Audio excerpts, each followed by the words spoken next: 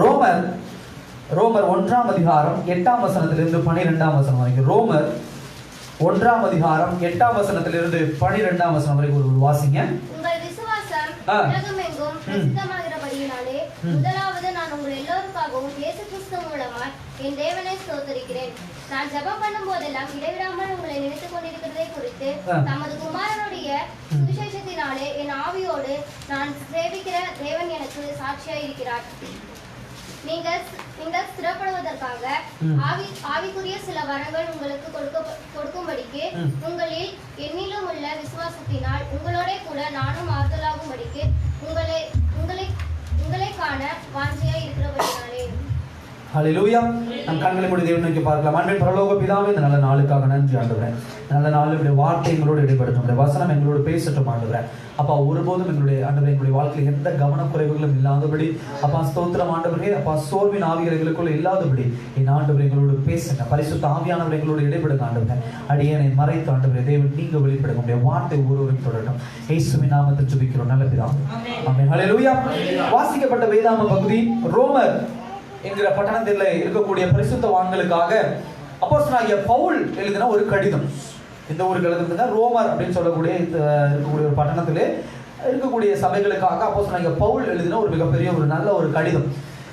நான் ரொம்ப நாட்களுக்கு முன்னாடி நான் கேள்விப்பட்ட ஒரு வாசகத்தை உங்களிடத்தில் முன்வைக்க விரும்புகிறேன். இந்த ரோமரை குறித்து இந்த முழு வேதாகமத்தை அழித்து போட்டாலும் யோவான் சுவிசேஷ புத்தகமும் இந்த ரோமர் புத்தகம் மாத்திரம் இருந்தால் போதுமா? எல்லாமே அது என்ன பண்ணிடுமா? முழுமையா கவர் பண்ணிடும் அப்படின்னு சொல்லலாம். முழுமையா அது என்ன பண்ணிடும்? எல்லா சத்தியங்களும் அதுல இருக்கு. இந்த 2 புத்தகம் இருந்தாவே போதும், முழு பைபிளையும் படிச்சது மாதிரி அப்படின்னு சொல்லி என்ன சொல்லுவாங்க. அப்படிப்பட்ட நிறைய பொக்கிஷங்களை, நிறைய கான்ட்ரவர்ஷியல், அதாவது முரண்பாடுகள் இருக்கக்கூடிய வசனத்தை சரியாக புரிந்து கொள்ளாமல் பிரசங்கிப்பவர்களும் உண்டு. அதே போல இதில் இருக்கிற சத்தியத்தை சரியான அளவிலே ஆழமாக போதிப்பவர்கள் உண்டு. ஒரு மேலான சத்தியம் அப்படின்னு சொல்லுவாங்க, ஒரு நல்ல ஆழமான அடுத்த லெவலுக்கு கொண்டு போகக்கூடிய ஒரு சத்தியம் அப்போஸ்தலனாகிய பவுல் ரோமர் புத்தகத்தில் என்ன பண்ணிருக்கிறார்? எழுதி வைத்திருக்கிறார். வருகிற நாட்களில் தேவ சித்தம் இருக்குமே ஆனால் நம்ம அதை கூட என்ன பண்ணலாம்? நம்ம தியானிக்கலாம். ஹல்லேலூயா. இப்பொழுது இந்த வாரம் நாம் இந்த 2019 வருஷத்தின் கடைசி நாட்களில் வந்திருக்கிறோம். கடைசி வாரம் இந்த வாரம். இந்த ஞாயிற்றுக்கிழமை நாம் தேவன் செய்த நன்மைகளுக்கு நன்றி சொல்லுகிற ஒரு மாதமாக நன்றி சொல்லுகிற ஒரு வாரமாக நம்ம என்ன பண்ணலாம்? எடுத்துக்கொள்ளலாம். அப்ப இந்த வாரம் நம்ம எப்படி சொல்லலாம்? தேங்க்ஸ் கிவிங் சண்டேன்னு சொல்லுவாங்க. அதாவது நன்றி சொல்லுகிற ஞாயிறு அப்படின்னு சொல்லி என்ன சொல்லுவாங்க. அப்ப இன்னைக்கு நம்ம என்ன வார்த்தையை கேட்க இருக்க போகிறோம் என்று சொன்னால் இதை அடிப்படையாக கொண்டது நன்றி. இதை அடிப்படையாக கொண்டுதான் இன்னைக்குண்டான வார்த்தையை நம்ம என்ன பண்ண போறோம்? தேவனிடத்திலிருந்து கேட்க போகிறோம். ஒரு 5 காரியங்கள் இந்த ரோமர் 1ஆம் அதிகாரம் 8ஆம் வசனத்திலிருந்து 12ஆம் வசனம் வரைக்கும் இருக்கக்கூடிய இந்த பகுதியிலே ஒரு 5 காரியங்களை முக்கியமாக நாம் தியானிக்க இருக்க போகிறோம். முக்கியமாக 8ஆம் வசனத்தை அடிப்படையாக கொண்டு இந்த 5 காரியங்களை நாம் என்ன பண்ண போறோம்? நாம் தியானிக்க போகிறோம். இதுல பாருங்க, முதல்ல இந்த 8ஆம் வசனத்துல அழகாக தொடங்கப்படுகிறது. உங்கள் விசுவாசம் உலகமெங்கும் பிரசித்திமாய் இருக்கிறபடியினால் முதலாவது நான் உங்கள் எல்லோருக்காகவும் இயேசு கிறிஸ்து மூலமாய் என் தேவனை நான் என்ன பண்றேன்? ஸ்தோத்திரிக்கிறேன். ஹல்லேலூயா. முதல் காரியம், முதலாவது அப்போஸ்தலனாகிய பவுல் நம் முன்னாடி நமக்கு ஒரு மிகச்சிறந்த உதாரணத்தை வைத்துட்டு சென்றிருக்கிறார். அதாவது முதலாவது உங்களுடைய வாழ்க்கையிலே ஜெபமாகட்டும் எதுவாக இருந்தாலும் அது எப்படிப்பட்டதாக இருக்க வேண்டும்? தேவனை ஸ்தோத்தரிப்பதாக என்ன பண்ண வேண்டும்? இருக்க வேண்டும். எல்லா காரியத்திலும் தேவனுக்கு நன்றி சொல்லுவது, தேவனை ஸ்தோத்தரிப்பது, அது ஒரு தலையாய கடமையாக என்ன பண்ண வேண்டும்? இருக்க வேண்டும். அது ஒரு சின்ன பேனாவில் இருந்து, அது ஒரு நல்ல சாப்பாடில் இருந்து, இல்ல அது எதுவாக இருந்தாலும் சரி, தேவனை ஸ்தோத்தரித்து தான் நீங்க எதையுமே என்ன பண்ணும்? உட்கொள்வது. அதாவது உணவு உண்பதாக இருக்கட்டும், இல்ல ஒரு பொருள் வாங்குவதாக இருக்கும், ஒரு வாகனத்துல போறதாக இருக்கட்டும், எல்லாத்துலயுமே நீங்க என்ன பண்ணும்? ஸ்தோத்திரத்தோட தான் நீங்க என்ன பண்ணும்? அதை நீங்க என்ன பண்ண வேண்டும்? கடக்க வேண்டும். அழகாக 8ஆம் வசனத்திலே அப்போஸ்தலனாகிய பவுல், நன்றாக கவனிங்க, 8ஆம் வசனத்திலே அப்போஸ்தலனாகிய பவுல் அதை தொடங்குவது ஸ்தோத்திரம் என்கிறார். ஆனால் எதற்காக அந்த ஸ்தோத்திரத்தை சொல்லுகிறார் என்று சொல்லி நாம் பின்னாடி பார்க்க இருக்க போகிறோம். ஆனால் முதல்ல எடுத்தோம்னா ரிக்வெஸ்ட், தேவைகளை வைக்கல. இதில் நம்ம தேவைகளை எங்க வைக்கிறாருன்னு பார்த்தீங்கன்னா 10ஆம் வசனத்துல என்ன பண்றாரு? தேவைகளை வைக்கிறேன். என்ன? நீங்கள் திறப்படுவதற்காக நான் என்ன பண்றேன்? தேவனிடத்துல என்ன பண்றேன்? உங்களுக்கு வரங்களை கொடுக்கும்படி ஆண்டவரிடத்துல கேட்கிறேன் அப்படின்னு சொல்லி கேட்கிறார். அப்ப முதல்ல அப்போஸ்தலனாகிய பவுல் எதை தேவனுக்கு முன்னாடி வைக்கிறார் என்று சொன்னால் ஸ்தோத்திரத்தை. ஏன்னா நம்மளுடைய வாழ்க்கையில சில நேரங்கள் நம்ம என்ன பண்ண மாட்டோம்? ஸ்தோத்திரத்தை, எதிர்காலத்தை குறித்து யோசிப்போமே தவிர கடந்த காலத்தை நாம் யோசிப்பது கிடையாது. அது ரொம்ப பேருக்கு அது என்ன பண்ணுறது, அந்த நினைவுகள் என்ன பண்ணுறது சில நேரத்தில் வர்றது கிடையாது. கடந்த கால வாழ்க்கை ஒரு மனுஷன் நினைச்சு பார்த்தான் அப்படின்னா கடவுள் எப்படி அந்த மனிதனை நடத்தி வந்தார் என்பதை நினைத்து பார்த்தான் என்று சொன்னால் எதிர்கால வாழ்க்கையை அவன் என்ன பண்ணுவான், சந்தோஷத்தோடு என்ன பண்ணுவான், அதை எதிர்கொள்ளுவான். கடந்த காலத்தினுடைய நிலைமை என்ன, கடந்த காலத்துல நான் எப்படி வாழ்ந்தேன், கடந்த காலத்துல தேவன் என்னை எப்படி எல்லாம் ஆசீர்வதித்தார், இதை எல்லாம் ஒரு மனிதன் சிந்திக்கும் பொழுது எதிர்காலத்திலே ஒரு பாவத்தை செய்வதற்கு கூட அவனுடைய கைகளோ அவனுடைய கால்களோ என்ன பண்ணாது, அனுமதிக்காது. ஹல்லேலூயா. ஆனா அப்போஸ்தலனாகிய பவுல் அதற்கும் மேல் ஒரு படி போய் தன்னுடைய தேவைகளை தேவனுக்கு முன்பாக வைப்பதற்கு முன்னாடியே முதலாவது எதை அவர் குறிப்பிடுகிறார், ஸ்தோத்திரத்தை குறிப்பிடுகிறார். உங்களுடைய ஜெப வேலைகளிலே இல்லை உங்களுடைய காரியங்கள் எதுவாக இருந்தாலும் நீங்கள் தொடங்குகிற காரியம் எப்படிப்பட்ட காரியமாக இருக்க வேண்டும், தேவனுக்கு நன்றி சொல்லுகிற ஸ்தோத்திரம் சொல்லுகிற ஒரு காரியமாக என்ன பண்ண வேண்டும், இருக்க வேண்டும். பிலிப்பியர் 4ஆம் அதிகாரம் 6ஆம் வசனத்தை ஒருவர் வாசிங்க. பிலிப்பியர் 4ஆம் அதிகாரம் 6ஆம் வசனத்திலே நாம் பார்க்கும்போது அதுல ஒரு காரியம் அழகாக சொல்லப்பட்டிருக்கிறது. நீங்கள் ஒன்றுக்கும் கவலைப்படாமல் எல்லாவற்றையும் குறித்து உங்கள் விண்ணப்பங்களை ஸ்தோத்திரத்தோடே கூடிய ஜெபத்தினாலும் வேண்டுதலினாலும் யாருக்கு தெரியப்படுதுங்க, தேவனுக்கு தெரியப்படுதுங்க. ஹல்லேலூயா. எனக்கு பவுல் அப்போஸ்தலனாகிய பவுலை பார்க்கும் பொழுது ஏதோ வாயிலேயே பேசிக்கிட்டு போற மனுஷனா எனக்கு என்ன பண்ணல தெரியல. நம்மளும் இந்த வசனங்களை படிக்கும் போது நமக்கு தெரியுது, நம்ம சில பேர் அறிவுரை அழகா கூறுவோம், பேச ஆரம்பிச்சிட்டோம்னா மற்றவங்களை குறித்து புறம்புறதா இருக்கட்டும் இல்ல மற்றவங்களுக்கு அட்வைஸ் பண்றதா இருக்கட்டும், அறிவுரை சொல்றது பயங்கரமா அறிவுரை பண்ணுவோம். ஆனா நம்முடைய வாழ்க்கையில நம்ம திரும்பி பார்த்தோம்னா அது இருக்கான்னு பார்த்தோம்னா அது என்ன பண்ணுறது, அது குறைபாடாதான் என்ன பண்ணும் இருக்கும். ஆனா கிறிஸ்துவ வாழ்க்கையில அப்படிப்பட்ட அறிவுரை கூறுபவர்களாக நம்ம இருக்கக்கூடாது. அதை தாண்டி அதற்கு கீழ்ப்படியவர்களாக நம்ம என்ன பண்ண வேண்டும், இருக்க வேண்டும். அப்போஸ்தலனாகிய பவுல் பிலிப்பியர் 4ஆம் அதிகாரம் 6ஆம் வசனத்துல எல்லாவற்றையும் நீங்க என்ன பண்ணுங்க, ஸ்தோத்திரத்தோடு கூடி என்ன பண்ணுங்க, செய்யுங்க அப்படிங்கிறார். அதை செஞ்சுட்டு மாத்திரம் அதை சொல்லிட்டு மாத்திரம் போறவர் இல்ல. ரோமர் 1ஆம் அதிகாரம் 8ஆம் வசனத்துல பார்க்கும்போது அந்த கடிதத்தை எழுத தொடங்கும் பொழுது தேவனிடத்துல தேவைகளை கேட்கும் பொழுது அதைத்தான் அவர் பயிற்சி செய்கிறவராக என்ன பண்ணுகிறார் இருக்கிறார். ஹல்லேலூயா. அவர் அதை செய்திருக்கிறார். அவர் செய்த அடுத்த காரியத்துக்கு அவர் அதை என்ன பண்ணுகிறார், எடுத்து செல்கிறார்.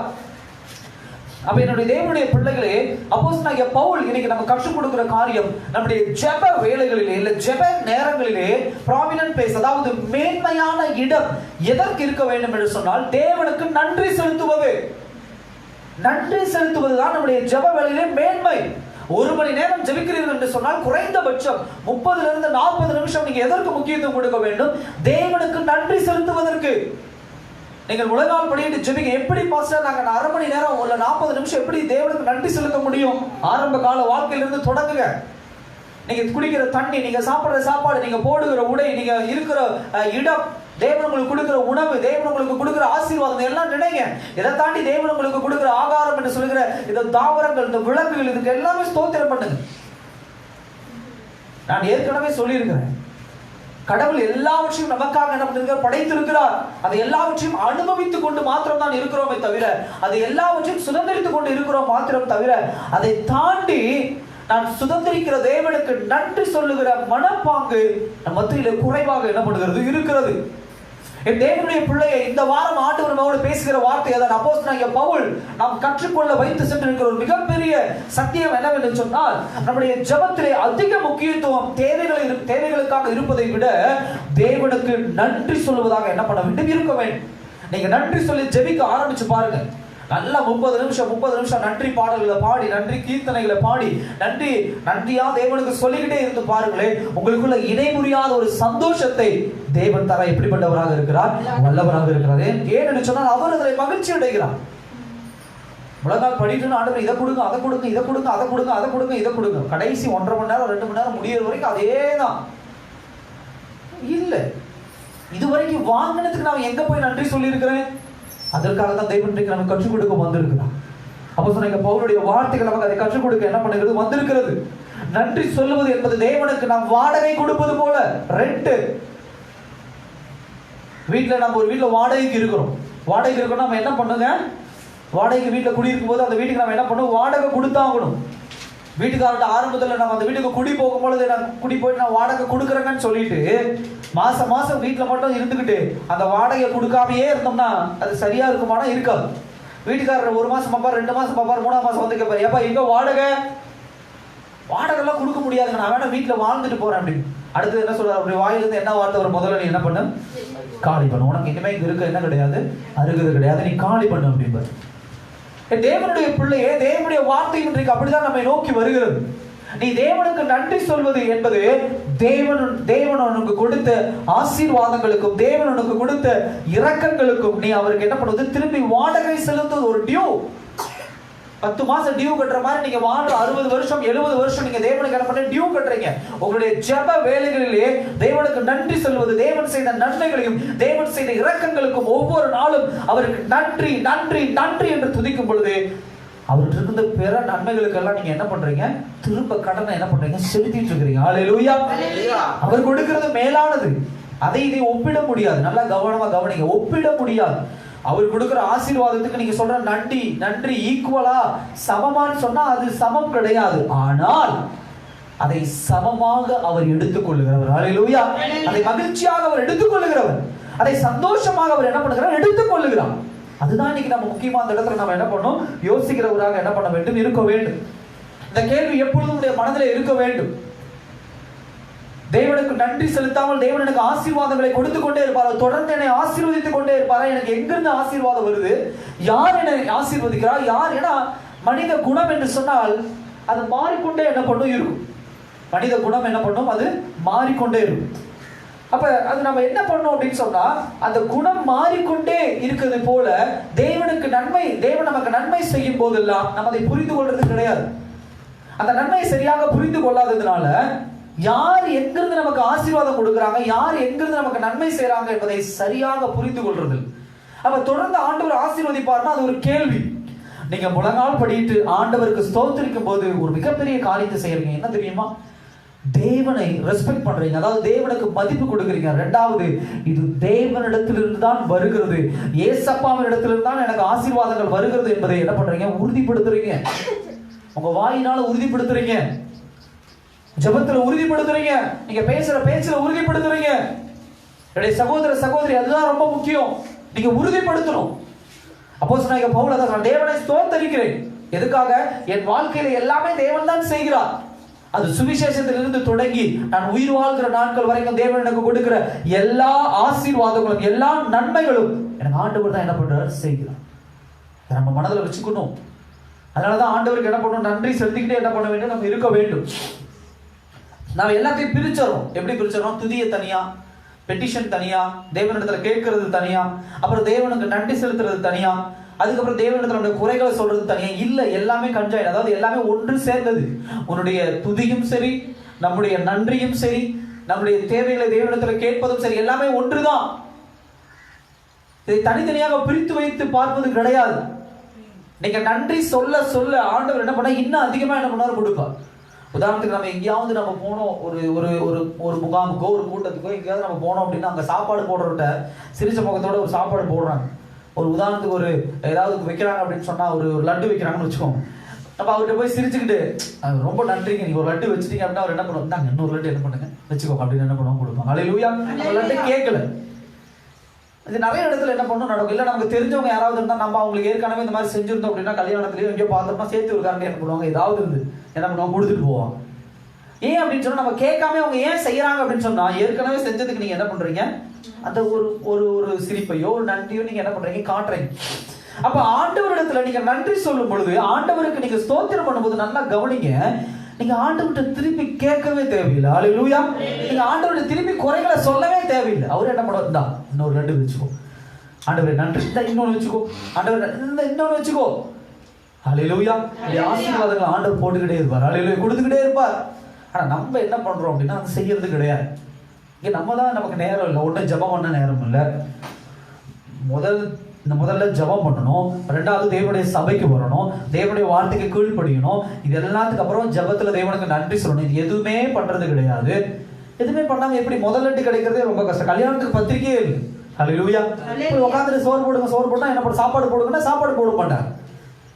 அப்ப தேவனுக்கு முதலாவது நம்ம என்ன பண்ணணும், நன்றி செலுத்துகிற பிள்ளையாக என்ன பண்ண வேண்டும், இருக்க வேண்டும். எனக்கு அப்போஸ்தலனாகிய பவுல்கிட்ட பிடிச்ச விஷயம் அதுதான். ஒரு ஒரு ஒரு ரொம்ப ஒரு கரடான மனுஷனா, ஒரு முரடான மனிதனா வாழ்ந்த ஒரு மனுஷன்.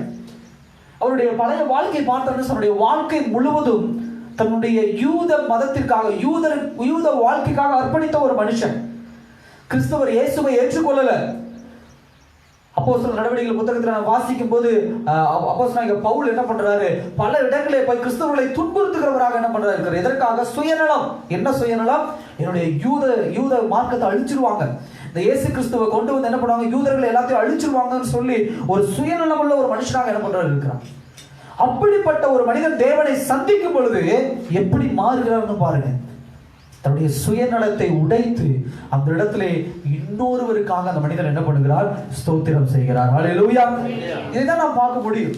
8ஆம் வசனத்திலே ஸ்தோத்திரம் சொல்லிட்டு தான் அதுக்கு அடுத்தது ஃபர்தரா அதை தொடர்ந்து தான் தேவனிடத்துல அவர் 8ஆம் வசனத்துல சொல்லிட்டு 9வது 10வது வசனத்துல இதெல்லாம் உங்களுக்கு வேணும்னு ஆண்டவர்கிட்ட கேட்கிறேன் அப்படின்னு சொல்லி என்ன பண்றார், அந்த கடிதத்துல என்ன பண்ணுகிறார், எழுதுகிறார். ஹல்லேலூயா.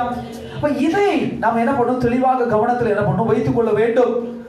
என்னுடைய சகோதர சகோதரியே, முதல்ல எடுத்தோன்னா தேவனுக்கு நன்றி சொல்லி தேவனை ஆராதித்து தேவனுக்கு மகிமை கொடுத்துட்டு அதுக்கு அடுத்தது ஃபர்தர் அதை தொடர்ந்துதான் தேவனுடைய ஆசீர்வாதத்திற்கும் சரி தேவனுடைய நன்மைக்கும் நீங்க போகணும்.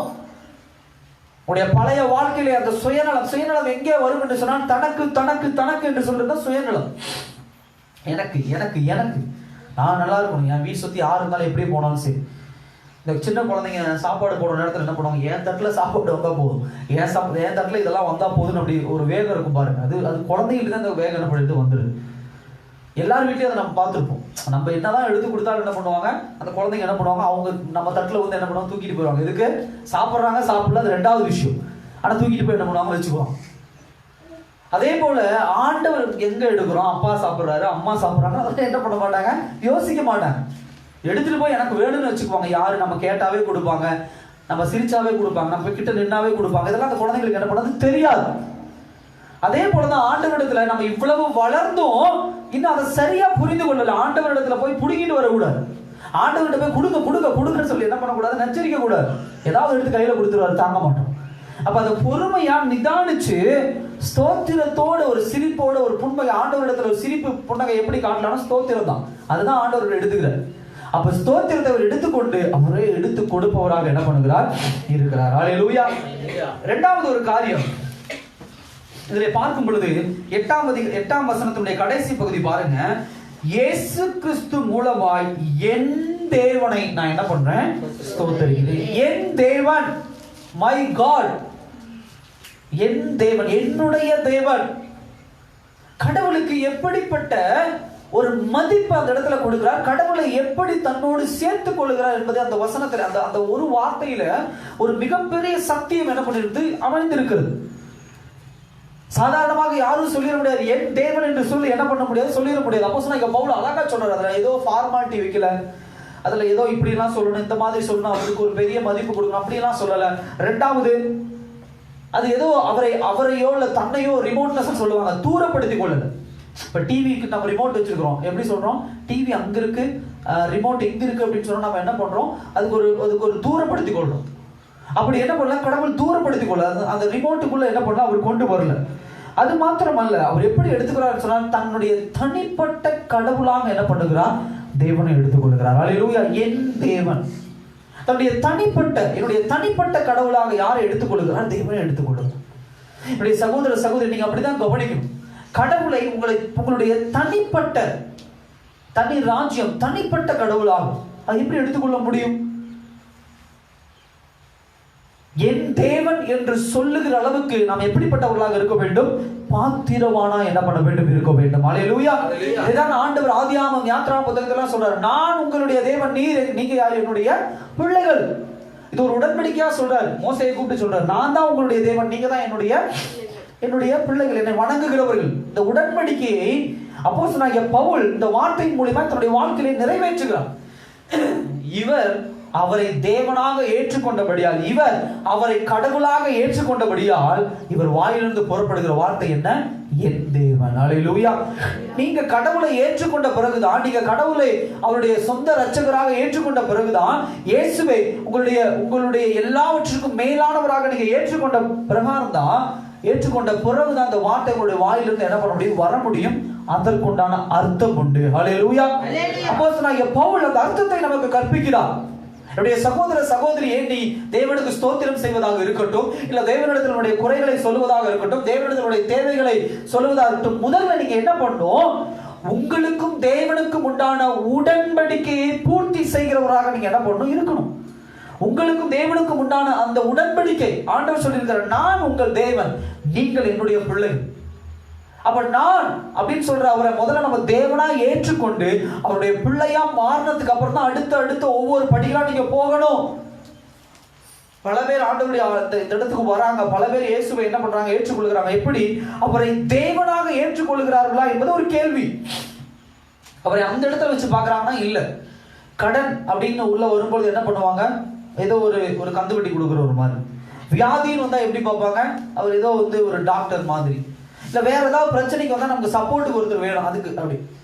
ஆனா யாருமே அவர் தேவனாக, என்னுடைய தேவன், என்னுடைய எல்லாம் அவர்தான், என்னுடைய கடவுள், என் பிரச்சனைகளை தீர்ப்பவராக இருந்தாலும் அவர் முதல்ல எனக்கு உண்டான உடன்படிக்கையின் தேவன், ஹல்லேலூயா, என்னுடைய உடன்படிக்கையின் தேவன் என்பதை யாரெல்லாம் நினைவு கூர்ந்து அதை பூர்த்தி செய்கிறார்களோ அவர்கள் மாத்திரம்தான் தேவனை ஸ்தோத்திரிக்க பாத்திரம் உள்ளவர்கள். ஹல்லேலூயா. அவர்கள் தான் தேவனை, அவரை மகிமைப்படுத்துவதற்கு, அவருக்கு நன்றி சொல்வதற்கு எப்படிப்பட்டவராக இருக்கிறார்கள் பார்த்திருவாங்க. ஒரு பர்சனல் ரிலேஷன்ஷிப், உங்களுடைய தனிப்பட்ட உறவு, அதுதான் இந்த நன்றி சொல்வதற்கு மிகப்பெரிய ஒரு அடித்தளம். நன்றியை அடிப்படையா போறவங்க வரவங்களுக்கு எல்லாம் சொல்லிட முடியாது. நீங்க இந்த உலகத்துல யாருக்கு நன்றி சொல்லுவீங்க, கொஞ்சம் நிதானிங்க. உங்களுக்கும் அவருக்கும் ஒரு தனிப்பட்ட உறவை நீங்க எஸ்டாப்ளிஷ் பண்ணாதான், நீங்க தனிப்பட்ட உறவை நீங்க விரிவாக்கம் செய்தால்தான் நீங்க என்ன பண்ண முடியும், நன்றி சொல்ல முடியும். உதாரணத்துக்கு எனக்கு ஒரு உதவி செய்திருக்கிறார், ஒருவர் எனக்கு நன்மை செய்திருக்கிறார், எனக்கு தேவையான காரியங்களை செய்திருக்கும் பொழுது அந்த இடத்துல ஒரு உறவு என்ன பண்ணுறது தொடருது. உதாரணத்துக்கு எனக்கு கடன் தேவை, நன்றாக கவனிங்க. எனக்கு ஒரு கடன் தேவை என்பது, எனக்கு ஒரு மனுஷன் அந்த இடத்துல நின்று அவன் கடன் கொடுப்பவராக, நான் கடன் வாங்குபவராக இருந்தான்னு சொன்னா எங்க 2 பேத்துக்குள்ளேயும் ஒரு உறவு என்ன பண்ணுது, அந்த இடத்துல என்ன பண்ணுது தொடருது. என்ன உறவு, அவர் கடன் கொடுப்பவர், நான் கடன் வாங்குவர் என்கிற உறவு அந்த இடத்துல என்ன பண்ணுது, விரிவடைகிறது. என்னுடைய சகோதர சகோதரியே, இப்படி உலகத்துல ஒவ்வொரு இடத்துல டாக்டர், நான் பேஷண்ட், அவர் மருத்துவர், நான் எவ்வளவு பெரிய ஆளா வேணா இருக்கணும், நான் எவ்வளவு படிச்ச மனுஷனாக வேணா இருக்கணும், அவருடைய ரூம்குள்ள நான் போகும் பொழுது, மருத்துவருடைய ரூம்குள்ள போகும்போது நான் எப்படி இருக்கணும், டாக்டர் ரூம்குள்ள போகும்போது எப்படி இருக்கணும், நான் பேஷண்ட், நான் என்ன பண்ணுவோம், நோயாளி. அப்ப அவர் போய் உட்கார்ந்து என்ன கேட்பாரு, உங்களுக்கு என்ன பண்ணுது ஏது பண்ணதா, நான் திருப்பி பதில் சொல்லணும். டாக்டர் எனக்கு இந்த மாதிரி பிரச்சனை இருக்கு, இந்த காரியங்கள் எனக்கு இருக்கு, இதை நம்ம என்ன பண்ணணும், சொல்லுகிறவர்களாக என்ன பண்ண வேண்டும், இருக்க வேண்டும். என்னுடைய சகோதர சகோதரி, இதை நம்ம சொல்லிட்டு தான் அதுக்கு அடுத்தபடியாக நம்ம என்ன பண்ண வேண்டும், கடந்து செல்கிறவர்களாக என்ன பண்ண வேண்டும், இருக்க வேண்டும். எனக்கும் தேவனுக்கும் உண்டான உறவு, அதை உறுதிப்படுத்துவர்களாக என்ன பண்ண வேண்டும், இருக்க வேண்டும். இந்த தனிப்பட்ட உறவின் அடிப்படை என்னவென்று சொன்னால் அன்பு. இந்த இயேசுவும் சரி, இந்த இயேசு உங்களிடத்துல எப்படிப்பட்ட இந்த உறவை வைத்திருக்கிறார் சொன்னால் ஏதோ பணத்தினாலே வந்த உறவு அல்ல. இதான் நீங்க கவனிக்கணும். நீங்க நன்றி சொல்ல ஏன் பாத்திரன், நீங்க தேவனுக்கு நன்றி சொல்வதற்கு ஏன் பாத்திரன் என்று சொன்ன இந்த ஆழமான என் தேவன் அப்படிங்கிற இந்த கனெக்ஷன், இந்த தொடர்புக்குள்ள இருக்கக்கூடிய ஆழமான காரியம் என்னவென்று சொன்னால் அன்பு. தேவனுடைய வார்த்தை சொல்லுகிறது, நான் இயேசுவை தேடி போகல, இயேசு என்னை தேடி வந்தார். ஹல்லேலூயா. அந்த அன்பு என்னப்படுகிறது, வெளிப்படுகிறது. அந்த அன்புதான் உங்களுக்கும் தேவனுக்கும் உண்டான அந்த தனிப்பட்ட உறவின் அடித்தளமே. இது பணத்தினோட அன்பு கிடையாது, ஜாதியினோட அன்பு கிடையாது, இந்த இனம் என்கிற அன்பு கிடையாது, உலக மனுஷங்கள் வைத்துக் கொள்ளுகிற பல பிரிவுகள் மூலமாக வருகிற அன்பு அல்ல. இந்த அன்பின் ஒரே அடிப்படை என்னவென்று சொன்னால் அன்பு. இந்த பாசத்தின் ஒரே அடிப்படை என்னவென்று சொன்னால் அவர் நம்மேல் வைத்திருக்கிற கரிசனை. ஹல்லேலூயா. அவர் நம்மேல் வைத்திருக்கிற பாசம்.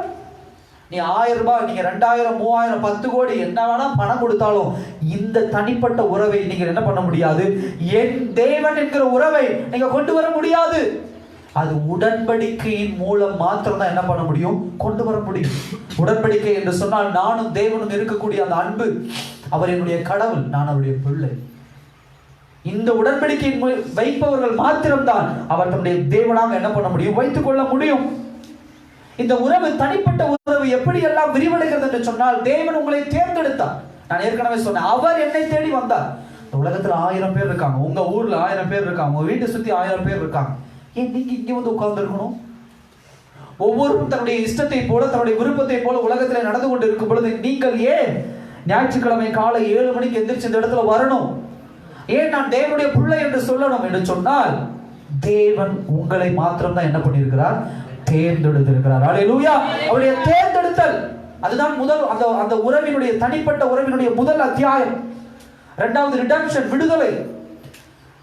உலகத்தில் இருக்கிற எவ்வளவோ பேருக்கு கிடைக்காத விடுதலை ஆண்டவர் உங்களுக்கும் எனக்கும் கொடுத்திருக்கிறார்.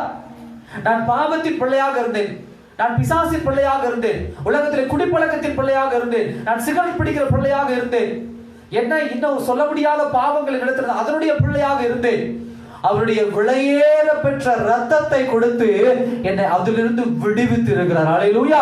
அந்த விடுதலை தான், அந்த விடுதலையின் நோக்கம் தான் இன்றைக்கு என் தேவன் என்று கூப்பிடுகிற அதிகாரத்தை தேவன் என்ன பண்ணிருக்கிறார், எனக்கு கொடுத்திருக்கிறார். ஹல்லேலூயா. அதே போல மூன்றாவது இந்த தனிப்பட்ட உறவின் அடிப்படை என்னவென்று சொன்னால் ரீஜெனரேட்டிங் பவர். அதாவது என்னை புதுப்பித்திருக்கிறார். ஹல்லேலூயா. என்னை புதுப்பித்திருக்கிறார். ஆவிக்குரிய மனுஷனா என்னை புதுப்பிச்சிருக்கிறார். உலகத்துல நான் பாவத்தில் இருக்கும் பொழுது, உலக மாம்ச சரீரத்தை வைத்து நான் வாழ்ந்து கொண்டு இருக்கும் பொழுது எனக்கும் தேவனுக்கு உண்டான ஒரு கனெக்ஷன், ஆவிக்குரிய தொடர்பு இல்லை. பாவத்தில் இருக்கிறவங்க தேவனோடு அந்த உறவுல இருக்க ஜெபம் பண்ணவே முடியாது. என்ன பாவமா இருந்தாலும் சரி, அது சின்ன பாவத்துல இருந்து பெரிய பாவம் என்ன வேணா நீங்க வச்சுக்கோங்க. நீங்க சின்ன பாவம் வச்சா நீங்க சின்ன பாவம் வச்சுக்கோங்க, பெரிய பாவம் வச்சுக்கோங்க பெரிய பாவம் வச்சுக்கோங்க. ஆனா பாவம் ஒரு மனுஷனுக்குள்ள இருந்துட்டாவே அவன் என்ன செய்ய முடியாது, தேவனோடு அந்த அன்பு பாசத்துல என்ன பண்ண முடியாது, இருக்க முடியாது. அது என்ன பாவமாக இருந்தாலும் பல பேரை பார்த்துட்டேன். சர்ச்சுக்கு வரவங்க, நம்முடைய சபைக்கு வரவங்களை பல பேர் நான் அந்த மாதிரி பார்த்துட்டேன். திடீர்னு காணாம போயிடும். நான் ரொம்ப நாள் யோசிச்சேன், ஏன் இவங்க வந்தாங்க திடீர்னு காணாம போயிட்டாங்க அப்படின்னு. அப்புறம் தான் இப்படிப்பட்ட ஒரு பாவம் அவங்ககிட்ட இருந்து வெளிப்படும். ஏதோ ஒரு வகையில காதல நான் கேட்பேன், இந்த மாதிரி தப்பு பண்றாங்க அப்படின்னு. சபைக்குள்ள வர முடியாது, தேவனுடைய சமூகத்தில் முழங்கால் படியிட முடியாது. நன்றாக கவனிங்க என்னுடைய சகோதர சகோதரி, யாருக்கோ பேசிட்டு இருக்கோம்ல, உங்களுக்கு எனக்கும் தான் ஆண்டவர் பேசுகிறார். நீ தேவனிடத்துல முழங்கால் படிட்டு ஜெபிக்கல, தேவனுடைய ஆலயத்துக்கு ஒழுங்கா வரல, நீ தேவனுடைய வார்த்தைக்கு படிக்கலன்னா நல்லா நீங்களே உங்களை பரிசோதித்துக் கொள்ளலாம், நீங்க பாவத்தில் இருக்கீங்க. இதை யாரோ வந்து எவரோ வந்து உங்களை கை நீட்டி நீ தப்பு பண்றன்னு சொல்ல வேண்டிய அவசியம் கிடையாது. ஹல்லேலூயா.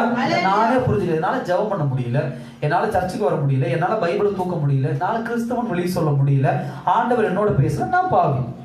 அப்ப அடுத்தது நான் என்ன பாவம் செய்யறேன் அதுவும் நமக்கு தெரியும். நமக்கு தெரியாதது ஒண்ணுமே கிடையாது. ஹல்லேலூயா. எல்லாம் தெரியும். எல்லாம் தெரிஞ்சுதான் நம்ம என்ன பண்ணுவோம், பாவத்தை என்ன பண்ணுவோம். இந்த காரியத்தை உடைச்சு நம்மை புதிய மனுஷனா யோவான் 1ஆம் அதிகாரத்துல சொல்லப்பட்டது போல மறுபிறப்பு அடைய வைத்து ஆவிக்குரிய வாழ்க்கை கொடுக்கிறார் பாத்தீங்களா. அதன் அடிப்படை தான் என் தேவனே என்று சொல்லி நம்ம என்ன பண்றோம், கூப்பிடுறோம். ஹல்லேலூயா. அடுத்து இந்த தனிப்பட்ட உறவின் அடிப்படை காரியம் என்னவென்று சொன்னால் பர்சனல் சாய்ஸ், அதாவது தனிப்பட்ட தேர்வு. நான் முதல் காரியம் சொன்ன தேவன் என்னை தேர்ந்தெடுத்தார் என்று சொல்லி, அது ஒண்ணு ஃபர்ஸ்ட். அது இரண்டாவது என்னவென்று சொன்னால் உங்களுடைய தேர்வு. ஹல்லேலூயா. ஞாயிற்றுக்கிழமை காலை 7 மணிக்கு இங்க வந்து உட்காரணும்னு யார் உங்களை தேர்வு செஞ்சிருக்கா? தேவன் தேர்வு செஞ்சிருக்கார் முதல்ல. இரண்டாவது யார் முடிவு பண்ணியிருக்கா? நீங்களும் நானும். இதே 7 மணிக்கு நான் வீட்டுல என்ன பண்ணலாம், போர்வை போட்டு என்ன பண்ணலாம், தூங்கலாம். இதே 7 மணிக்கு நான் சாப்பாடு எடுத்துட்டு என்ன பண்ணலாம், வேலைக்கு போகலாம். இதே 7 மணிக்கு என்னுடைய நண்பருடைய கல்யாணத்துக்கு நான் போகலாம். இதே 7 மணிக்கு நான் என்ன பண்ணலாம், யாரோ ஒருத்தர் பார்ட்டி வைக்கிறாங்கன்னு சொல்லி நான் என்ன பண்ணலாம், குடிக்கிறதுக்கு போகலாம். இதே 7 மணிக்கு வேற ஒரு காரியங்களுக்கு நான் என்ன பண்ணலாம், போகலாம்.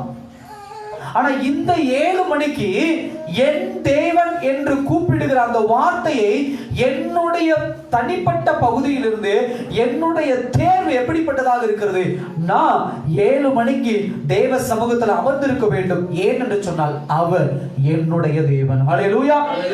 இதை என்னைக்கு நம்முடைய தனிப்பட்ட வாழ்க்கை நம்ம உள்ள கொண்டு வரமோ அப்பவே நம்ம ஆண்டவர்களை கிட்ட நெருங்க சேர்ந்துருவோம்.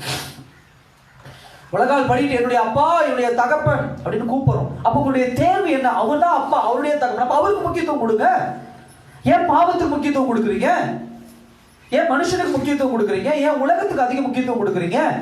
ஏசப்பாவுக்கு அதிக முக்கியத்துவம் கொடு. அவர் தானே ஆசீர்வாதம், அவர் தானே மேன்மை தரப்பது, எல்லாம் தெரியுது. ஆனா அவர்கிட்ட போய் உட்கார முடியல. அப்ப இது தனிப்பட்ட நம்முடைய தேர்வு. அடுத்த காரியம் இந்த தனிப்பட்ட உறவு, இயேசுவுக்கும் எனக்கும் உண்டான என் தேவனை என்று கூப்பிடக்கூடிய அந்த உறவு எப்படி வருகிறது என்று சொன்னால் இந்த உறவு உறுதிப்படுத்தப்பட்ட உறவு. ஹல்லேலூயா. எப்படி உறுதிப்படுத்தப்பட்ட உறவு? அவர் ரத்தத்தை கொடுத்து உறுதிப்படுத்தினார். நான் என்னுடைய வாழ்க்கையின் எல்லா பகுதிகளையும் அவரிடத்துல கொடுத்து உறுதிப்படுத்தி இருக்கிறேன். ஹல்லேலூயா. என்ன உறுதிப்படுத்தி இருக்கிறேன்? அவர் தான் என்னுடைய தேவன். ஒரு திருமண வாழ்க்கையை பாருங்க, மனைவி ஏதோ ஒரு பகுதியில் வாழ்ந்து எப்படியோ படிச்சு எப்படியோ வளர்றாங்க. கணவர் ஏதோ ஒரு பகுதியில் வாழ்ந்து எப்படியோ படிச்சு எப்படியோ வளர்றான். அந்த திருமண நேரத்தில் 2 பேரும் வந்து இணையும் போது அவர்கள் எடுக்கிற உறுதிமொழி என்ன? இனி நான் உங்களுக்கு கடமைப்பட்டவன், நான் இனிமே உனக்கு கடமைப்பட்டவன் என்று சொல்லி 2 பேரும் உறுதிமொழி எடுத்து என்னுடைய வாழ்க்கை உனக்காக, உன்னுடைய வாழ்க்கை எனக்காக என்று சொல்லி வாழ்கிற ஒரு வாழ்க்கை தான் திருமண பந்தம். ஒரு உறுதிப்படுத்தப்பட்ட பந்தம், அதுக்கு தான் திருமணம் என்கிற ஒரு பேர் வச்சிருக்கிறோம். அதை தான் ஆண்டவர் சொல்லுகிறான், நான் திரும்ப என்னுடைய மணவாட்டியான சபையை மீட்டெடுக்க மணவாளனாக நான் என்ன பண்ண போறேன்? வர போறேன். ஹல்லேலூயா.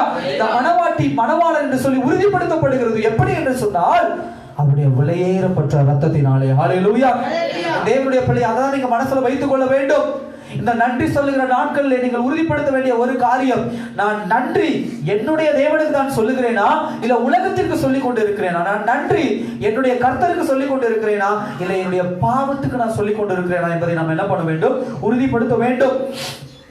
மூன்றாவது ஒரு காரியம், இந்த 8ஆம் வசனத்தில் நாம் பார்க்கும் பொழுது இன்னொரு ஸ்பெசிஃபைட், அதாவது தனிப்பட்ட ஒரு காரியம் என்னவென்று சொன்னால், அது அழகா சொல்றாரு அப்போஸ்தலனாகிய பவுல், முதலாவது நான் உங்கள் எல்லோருக்காகவும் இயேசு கிறிஸ்துவின் மூலமாய் என் தேவனை ஸ்தோத்திரிக்கிறேன். ஹல்லேலூயா. இது எத்தனை வருஷங்களுக்கு முன்னாடி எழுதுனதுன்னா 2000 3000 வருஷங்களுக்கு முன்னாடி, 2000 வருஷங்களுக்கு முன்னாடி. இன்னைக்கு 2019 2020 நுழைய போறோம்னா அந்த கணக்கு பிரகாரம் வச்சோம் பார்த்தோம் அப்படின்னா ஒரு 2000 வருஷங்களே வச்சுக்கோங்களேன். 2000 வருஷங்களுக்கு முன்னாடி என்ன பண்ணி எழுதப்பட்டது. எவ்வளவு நுணுக்கமாக அப்போஸ்தலனாகிய பவுல் எழுதியிருக்காரு பாருங்க. இயேசு கிறிஸ்துவின் மூலமா என் தேவனை நான் என்ன பண்றேன்? ஸ்தோத்திரிக்கிறேன். முதல்ல என் தேவனே, அது தேவனுக்கும் எனக்கும் உண்டான உடன்படிக்கை, கவனன்ட் ரிலேஷன்ஷிப், அது பழைய ஏற்பாடு. இப்ப அப்படியே புதிய ஏற்பாட்டுக்குள்ள வராரு. எப்படி வராருன்னா இயேசு கிறிஸ்து மூலமாய். பழைய ஏற்பாட்டுல யாரு கிடையாதுங்க? இயேசு கிறிஸ்து கிடையாது. நன்றாக கவனிங்க. புதிய ஏற்பாட்டுல தான் இயேசு கிறிஸ்து வராரு. புதிய ஏற்பாடுனா லூக்கா, மத்தேயு, மார்க்கு, லூக்கா எழுதின சுவிசேஷங்கள், அதுலதான் இயேசு கிறிஸ்து. இப்ப அப்போஸ்தலனாகிய பவுல் யார் அந்த இடத்துல நடுவுல கொண்டு வராரு? இயேசு கிறிஸ்துவின் மூலமாய் என் தேவனை நான் என்ன பண்றேன்? ஸ்தோத்திரிக்கிறேன். ஹல்லேலூயா. ஏன்னு சொன்னால் இந்த இடத்துல அப்போஸ்தலனாகிய பவுல் என் தேவனுடைய அந்த மகிமையை உணர்கிறார். என்னவென்று சொன்னால், நான் பாவி. ஆதாமின் ஏவாளும் படைக்கும் பொழுது அவர்கள் செய்த பாவத்தினாலே தேவனுக்கும் அவர்களுக்கும் உண்டான உறவு உடைஞ்சிருச்சு. இப்ப அவருடைய முகத்துக்கு முன்னாடி போய் நிற்க முடியாது. இப்ப அவருக்கு முன்னாடி போய் அந்த கடவுளுக்கு போய் முன்னாடி வணங்குற அளவுக்கு நான் பாக்கியவான் கிடையாது. அதுக்குண்டான தகுதி என்கிட்ட கிடையாது. உதாரணத்துக்கு ஒரு முதலாளிகிட்ட நம்ம தப்பு செஞ்சிடறோம். நன்றாக கவனிக்க. ஒரு முதலாளிகிட்ட நம்ம தப்பு செஞ்சிடறோம். முதலாளி உடனே கோபம் என்ன பண்ணு, வேலையை விட்டு வெளியே போயிருந்தாரு. வந்து ஒரு 5 நாள் இருக்கிறோம். ஆனா நமக்கு வேற வேலையும் இல்லை. இதுதான் வாழ்க்கை. உடனே என்ன பண்றோம்? அந்த முதலாளியை போய் நம்ம நேரா போனோம்னா முதலாளி என்ன பண்ணுவோம்? முதல்ல வெளியே போடான்னு மறுபடியும் அனுப்பிச்சிருவார். அப்ப அதுக்கடுத்து நம்ம யூஸ் பண்ற ஆள் என்ன? எனக்கும் பழக்கப்பட்டவர், அந்த முதலாளிக்கும் பழக்கப்பட்ட ஒரு தூதுவர். என்ன பண்றோம்? ஆனா உடனே அவரு போய் என்ன பண்ணுவார்? நம்ம அவரை கூப்பிட்டு, எங்க அந்த மாதிரி வேலைக்கு வரேன், என்ன நான் ஒழுங்கா இருக்கிறேன், முதலாளி சொல்ற பேச்சை கேட்கறேன். உடனே அவர் போயிட்டு என்ன பண்ண, பாவம் முதலாளி, என்ன பண்ணுங்க, அவரை மன்னிச்சு விடுங்க. இல்ல பாவம் அப்படிலாம் பண்ண, அந்த மாதிரிலாம் பண்ண, எப்படி மன்னிக்கிறது? சரி ஒரு தடவை கொடுங்க, இந்த தண்டனை மாத்திரம் அவன் கொடுத்துருங்களேன், இனிமே ஒழுங்கா வேலைக்கு வரலைன்னா அடுத்த நாள் வேலையை விட்டு தூங்கிடுவேன், இந்த தண்டனை கொடுத்துருங்க அப்படி. சரி கூட்டு வா அப்படிம்பார். உடனே இவங்க போன உடனே என்ன பண்ணுவாரு? முதலாளி கிட்ட போய் இவர் தனியா போக மாட்டார். ஒரு அந்த நடுவில் இருந்தவங்க தான் கூட்டிட்டு வந்துட்டு பேசிங்க நீங்களே. ஏப்பா பாரு, சரி அவங்களுக்கு எல்லாமே பேசிட்டேன், இப்ப வேலை செய்யும் அப்படி. உடனே போய் என்ன பண்ணுவாரு? வேலை செய்வார். இப்ப முதலாளி என்ன பண்ணாரு? சமாதானம் ஆயிடுவார். இப்ப முதலாளி இருக்கிற இடத்துக்கு தகுதிக்கு என்ன பண்ணணும்? இந்த தொழிலாளி வரணும். முதலாளி 8 மணிக்கு தறிப்பற்ற ஆன் பண்ணணும் அப்படின்னா 8 மணிக்கு தொழிலாளி அங்க என்ன பண்ணணும்? இருக்கணும். ஏன்னா முதலாளி அந்த அளவுக்கு ரூல்ஸ், அந்த ரூல்ஸை ஃபாலோ பண்ணக்கூடிய ஒரு ஆள். என் தேவனுடைய பிள்ளையே அப்படிதான் தேவன் பிதா ஆதாமும் ஏவாளையும் படைத்து அவ்வளவு பரிசுத்தத்தோடு அவர்கள் இருக்க வேண்டும் என்று சொல்லி அந்த பழத்தை சாப்பிடாதீங்கன்னு சொல்லி கீழ்ப்படிதலை குறித்தான சோதனையை வைத்தார். ஆனால் அவர்கள் கீழ்ப்படியாமல் போனதுனால அந்த தேவனோடு இருக்கக்கூடிய உறவுக்கு பாத்திரவானா இல்லாம போயிட்டாங்க. அப்ப அப்போஸ்தலனாகிய பவுலுக்கு நல்லா தெரியுது, என் தேவனே என்று கூப்பிடுகிறதுக்கு அந்த பாத்திரம், அந்த தகுதி யார் மூலியமா எனக்கு கிடைத்திருக்கிறது? இயேசு கிறிஸ்துவின் மூலியமா. ஹல்லேலூயா. அப்ப பிதா கிட்ட போய் எப்படி நீங்க சொல்ற? பிதாவே நான் உங்களை ஸ்தோத்திரிக்கிறேன்னு சொல்ல, பிதாவே இயேசு கிறிஸ்து மூலியமா உங்களை நான் என்ன பண்றேன்? ஸ்தோத்திரிக்கிறேன். நான் பவுல், நான் உங்களை ஸ்தோத்திரிக்க தகுதி கிடையாது, நான் என் தேவனேன்னு கூப்பிட தகுதி கிடையாது. அந்த தகுதி எனக்கு யார் ஏற்படுத்தி கொடுத்தா? உங்களுடைய வலது பரிசுத்தில் இருக்கிற இந்த இயேசு கிறிஸ்து எனக்கு என்ன பண்ணிருக்கிறாரு? ஏற்படுத்தி கொடுத்திருக்கிறாரு. ஹல்லேலூயா. அதனால இவர் மூலியமா நான் என்ன பண்றேன்? உங்ககிட்ட நிக்கிறதுக்கு தகுதி. ஹல்லேலூயா. அப்ப நல்லா கவனமா கவனிங்க. பிதா, அந்த கடவுளுக்கு உண்டான ஒரு தகுதி உண்டு. அந்த தகுதி வேற ஒண்ணும் கிடையாது. பணமோ பொருளோ இல்ல உலக மனுஷன் சொல்ற ஜாதியோ இல்ல வேற எதுவோ அதெல்லாம் கிடையாது. ஒரே தகுதி என்னன்னா பரிசுத்தம். ஹல்லேலூயா. பரிசுத்தம் அது ஒண்ணுதான் தகுதி. குளிக்கிறதோ பல்லு விளக்குறதோ அது கூட தகுதி கிடையாது. பரிசுத்தம். பொய் பேசாத, திருடாத, விபச்சாரம் பண்ணாத, வேசித்தனம் பண்ணாத, மற்றவர்களுக்கு என்ன பண்ணாத, தீங்கு நினைக்காத, உன் தாய் தகப்பனுக்கு கீழ்ப்படிந்திரு. இந்த மாதிரி தேவன் சொன்ன கட்டளைகள், அவருடைய வார்த்தைக்கு கீழ்ப்படி. இதெல்லாம் சேர்ந்து வாழ்கிற ஒரு வாழ்க்கை. அந்த பரிசுத்தத்தை வச்சுட்டு தான் நீ எங்க போய் நிக்க முடியும்? தேவன்கிட்ட போய் நிக்க முடியும். ஆனா நம்ம ஏற்கனவே கீழ்ப்படியாம போனதுனால, ஆதாமில் இருந்து அந்த சந்ததி வந்ததுனால எல்லாமே நம்மளுடைய தலைமையில பாவம் சுமந்துருக்கு. இப்ப இந்த பாவத்தை வச்சுட்டு அவருடைய டயட், அதாவது அந்த மகிமையான தேவனுக்கு முன்னாடி போய் நிக்க முடியாது. அப்போஸ்தலனாகிய பவுலுக்கு நல்லா தெரிஞ்சிருச்சு. ஏன்னா இதுக்கு முன்னாடி அப்போஸ்தலனாகிய பவுலுடைய வாழ்க்கை இயேசு கிறிஸ்து இல்லாம நேரா போய் தேவன்கிட்ட நின்றார். நான் யூதன். நான் யாருங்க? நான் யூதன். இதுவே போதும். ஆண்டவர் எங்களை தான் தேர்ந்தெடுத்திருக்கிறார். நாங்க தான் மேல, எல்லாத்துக்கும் மேல, உலகத்திலேயே மேலான ஆட்கள் நாங்க தான். ஏன்னா இயேசு எங்களுடைய குலத்துல தான் வந்து என்ன பண்ணிருக்கிறாரு? பிறந்திருக்கிறார். அந்த தகுதி போதும். இயேசு கிறிஸ்துலாம் தேவையில்லைன்னு சொல்லிட்டு இருந்த மனுஷன் தான் ஒரு நாள் தமஸ்குக்கு போகும்போது டப்புன்னு தலையில அடிச்சு சொன்னாரு. யாரு? நான் இல்லாம நீ யாரை சந்திக்க முடியாது? தேவனை சந்திக்க முடியாது. ஹல்லேலூயா. நான் இல்லாம நீ தேவனை சந்திக்க முடியாது பவுல் அப்படின்னாரு. உடனே ஒடியாந்து 3 வருஷம் உட்கார்ந்து ஒரு பாலைவனத்துல மறுபடியும் வேதாந்தத்தை படிச்சார். அதுல இயேசுவை போட்டார். இப்ப புரிஞ்சுட்டார். அப்ப இத்தனை வருஷம் யூதன் அப்படிங்கிற அந்த ஜாதி பெருமை இல்ல அந்த மதம் சார்ந்த பெருமை எனக்குள்ள இருந்தது. அதை வைத்து கண்டிப்பா கடவுள்கிட்ட நான் நெருங்க முடியாது. ஒரு அடிக்கு இன்னொரு அடி செவனில் அப்படி ஆண்டவன் இன்னும் துரத்தி விடுவாரோ தவிர அவர்கிட்ட கிட்ட நெருங்க முடியாது. இப்ப அவருடைய கிட்ட நெருங்கணும்னா யாரை வச்சுதான் நான் நெருங்க முடியும்? இயேசு கிறிஸ்து. ஹல்லேலூயா. இப்ப இந்த கடிதம் யூதர்கள் மத்தியிலையும் போகும், இந்த கௌரவம் பிடிச்சவர்கள் மத்தியிலையும் போகும். அவங்க இன்னும் இயேசுவை ஏற்றுக்கொள்ளல. அவங்க மத்தியில இந்த கடிதம் போகும்போது சொல்லுவாங்க, இந்த பவுலை பாத்தியா எப்படி பேசிட்டு இருந்த மனுஷன்? நம்ம தேவனை நம்ம என்ன பண்ணலாம்? அதாவது பஞ்சாங்க புத்தகங்களை வச்சு ஆதியாகமம், யாத்திராகமம், லேவியராகமம், என்னாகும், இது போதும் நமக்கு. இயேசு கிறிஸ்து ஒண்ணு கிடையவே கிடையாது, சிலுவையில மரித்ததெல்லாம் நமக்கு கிடையாது. இப்படி எல்லாம் பேசிக்கிட்டு இருந்த பவுல் இப்ப என்ன சொல்றாப்ல? இயேசு கிறிஸ்துவின் மூலியமா தான் நான் என்ன பண்றேன்? நம்முடைய வாழ்க்கையில நாம் செய்கிற எந்த செயலும் கடவுளை கிட்ட நெருங்க அனுமதிக்காது. உலக மனுஷங்க சொன்னாங்க, 1000 பேத்துக்கு நான் என்ன பண்றேன்? அன்னதானம் போடுறேன். 10,000 பேத்துக்கு அடிச்சு போடுவோம். ஹல்லேலூயா. நல்ல கவனிங்க. 1000 பேத்துக்கு சாப்பாடு போடுவாங்க, 10,000 பேத்தை ஏமாத்துவாங்க. இப்ப இவங்களுடைய கணக்கு எப்படின்னா, 10,000 பேர்த்தை ஏமாத்துறத 1000 பேத்துக்கு சாப்பாடு போட்டா என்ன ஆகுமா? சரியாயிடும். சரியாகுமா? ஆகாது. அது எப்படி? அது வேற, இது வேற. நீங்க செய்யற எந்த காரியமும் கடவுளிடத்தில் உங்களை பரிசுத்தமான கொண்டு போய் நிறுத்தாது. ஒரு காரியத்தை தவிர, இயேசுவை ஏற்றுக்கொள்வது. ஹல்லேலூயா. இதான் அப்போஸ்தலனாகிய பவுல் சொல்றார், அப்பா என் தேவனே, உம்மிடத்துல வந்து நிக்க நான் பாத்திரம் கிடையாது, ஆனா இயேசு கிறிஸ்துவின் மூலியமா நான் என்ன பண்றேன்? உம்மிடத்துல நான் வந்து என்ன பண்றேன்? நான் வந்து நிக்கிறேன். ஏன்னா இப்ப தேவனுக்கு முன்னாடி போய் நின்னோம்னா தேவன் என்ன சொல்லுவாரு? வா பவுல் அப்படிம்பாரு. கூப்பிட்டு என்ன சொல்லுவாரு? உங்க தாத்தா ஆதாம் செய்த பாவம் இருக்கு. ஆமாண்டவரே, நீ கிறிஸ்தவர்களை துன்பப்படுத்துற அந்த பாவம் இருக்கு. இப்ப குற்ற உணர்ச்சி வந்துருச்சு, நீ முன்னாடி நிக்க தகுதியில வெளியே போயிருவார். ஹல்லேலூயா. இப்ப இதே காரியத்தோட அப்போஸ்தலனாகிய பவுல் போய் நிக்கிறார். வா பவுல், என்ன அப்படின்னு? பிதா, நாங்க இயேசு கிறிஸ்துவோட என்ன பண்ணிருக்கிறேன்? அவர் மூலியமா உங்க இடத்துல. அப்படியா? அவர் மூலியமா? ஆமா ஆமா, ஆதாம் செஞ்ச பாவத்துக்கெல்லாம் என்ன பண்ணிட்டாரு? அவர் சிலுவையில் என்ன பண்ணிட்டாரு? மரிச்சிட்டாரு. நீ பண்ண தப்புக்கு என்ன பண்ண? அவர்கிட்ட மன்னிப்பு கேட்டு அந்த ரத்தத்தின் மூலியமா நீ என்ன பண்ண? பரிசுத்தமாயிட்ட. நீ என்கிட்ட வரதுக்கு தகுதி உள்ளவா அப்படின்னு சொல்லி வந்து இப்ப என்ன சொல்லணும்? ஆண்டவரே, நான் ஸ்தோத்தரிக்கிறேன், உங்கள்கிட்ட ஆசீர்வாதங்களை வாங்குவோம். சரிதான், இந்த ஆசீர்வாதங்கள் நல்ல ஸ்தோத்தரி, என்னை மகிமைப்படுத்து. ஹல்லேலூயா. இதுதான், இந்த வழிதான். இதைதான் அப்போஸ்தலனாகிய பவுல் அழகா பிடிச்சிட்டு என்ன பண்றாரு? போறாரு. ஹல்லேலூயா.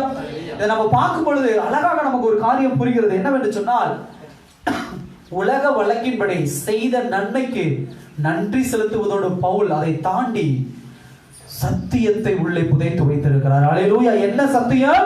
இயேசு கிறிஸ்துவினுடைய ரத்தத்தின் மூலியமாக தான் ஆதாமும் ஏவாளும் இழந்த அந்த உறவை நம்ம என்ன பண்ண முடியும்?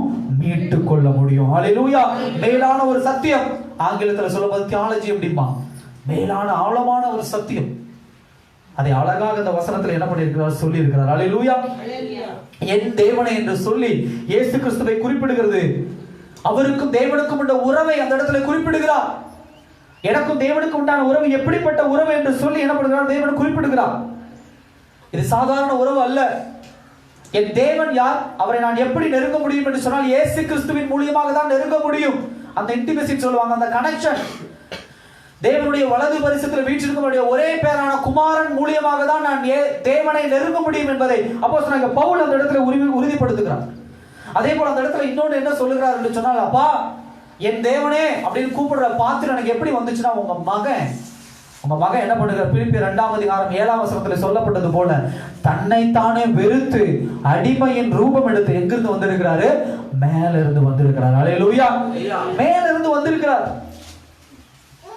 தன்னைத்தானே வெறுத்து அடிமையின் ரூபம் எடுத்து தன்னை எப்படி தன்னுடைய ராஜ்யபாரத்தை விட்டு ஒரு பாவத்தின் அடிமையாக இந்த பூமியில வந்து எனக்காக என்ன பண்ணிருக்கிறார்? மரித்திருக்கிறார். அல்லேலூயா.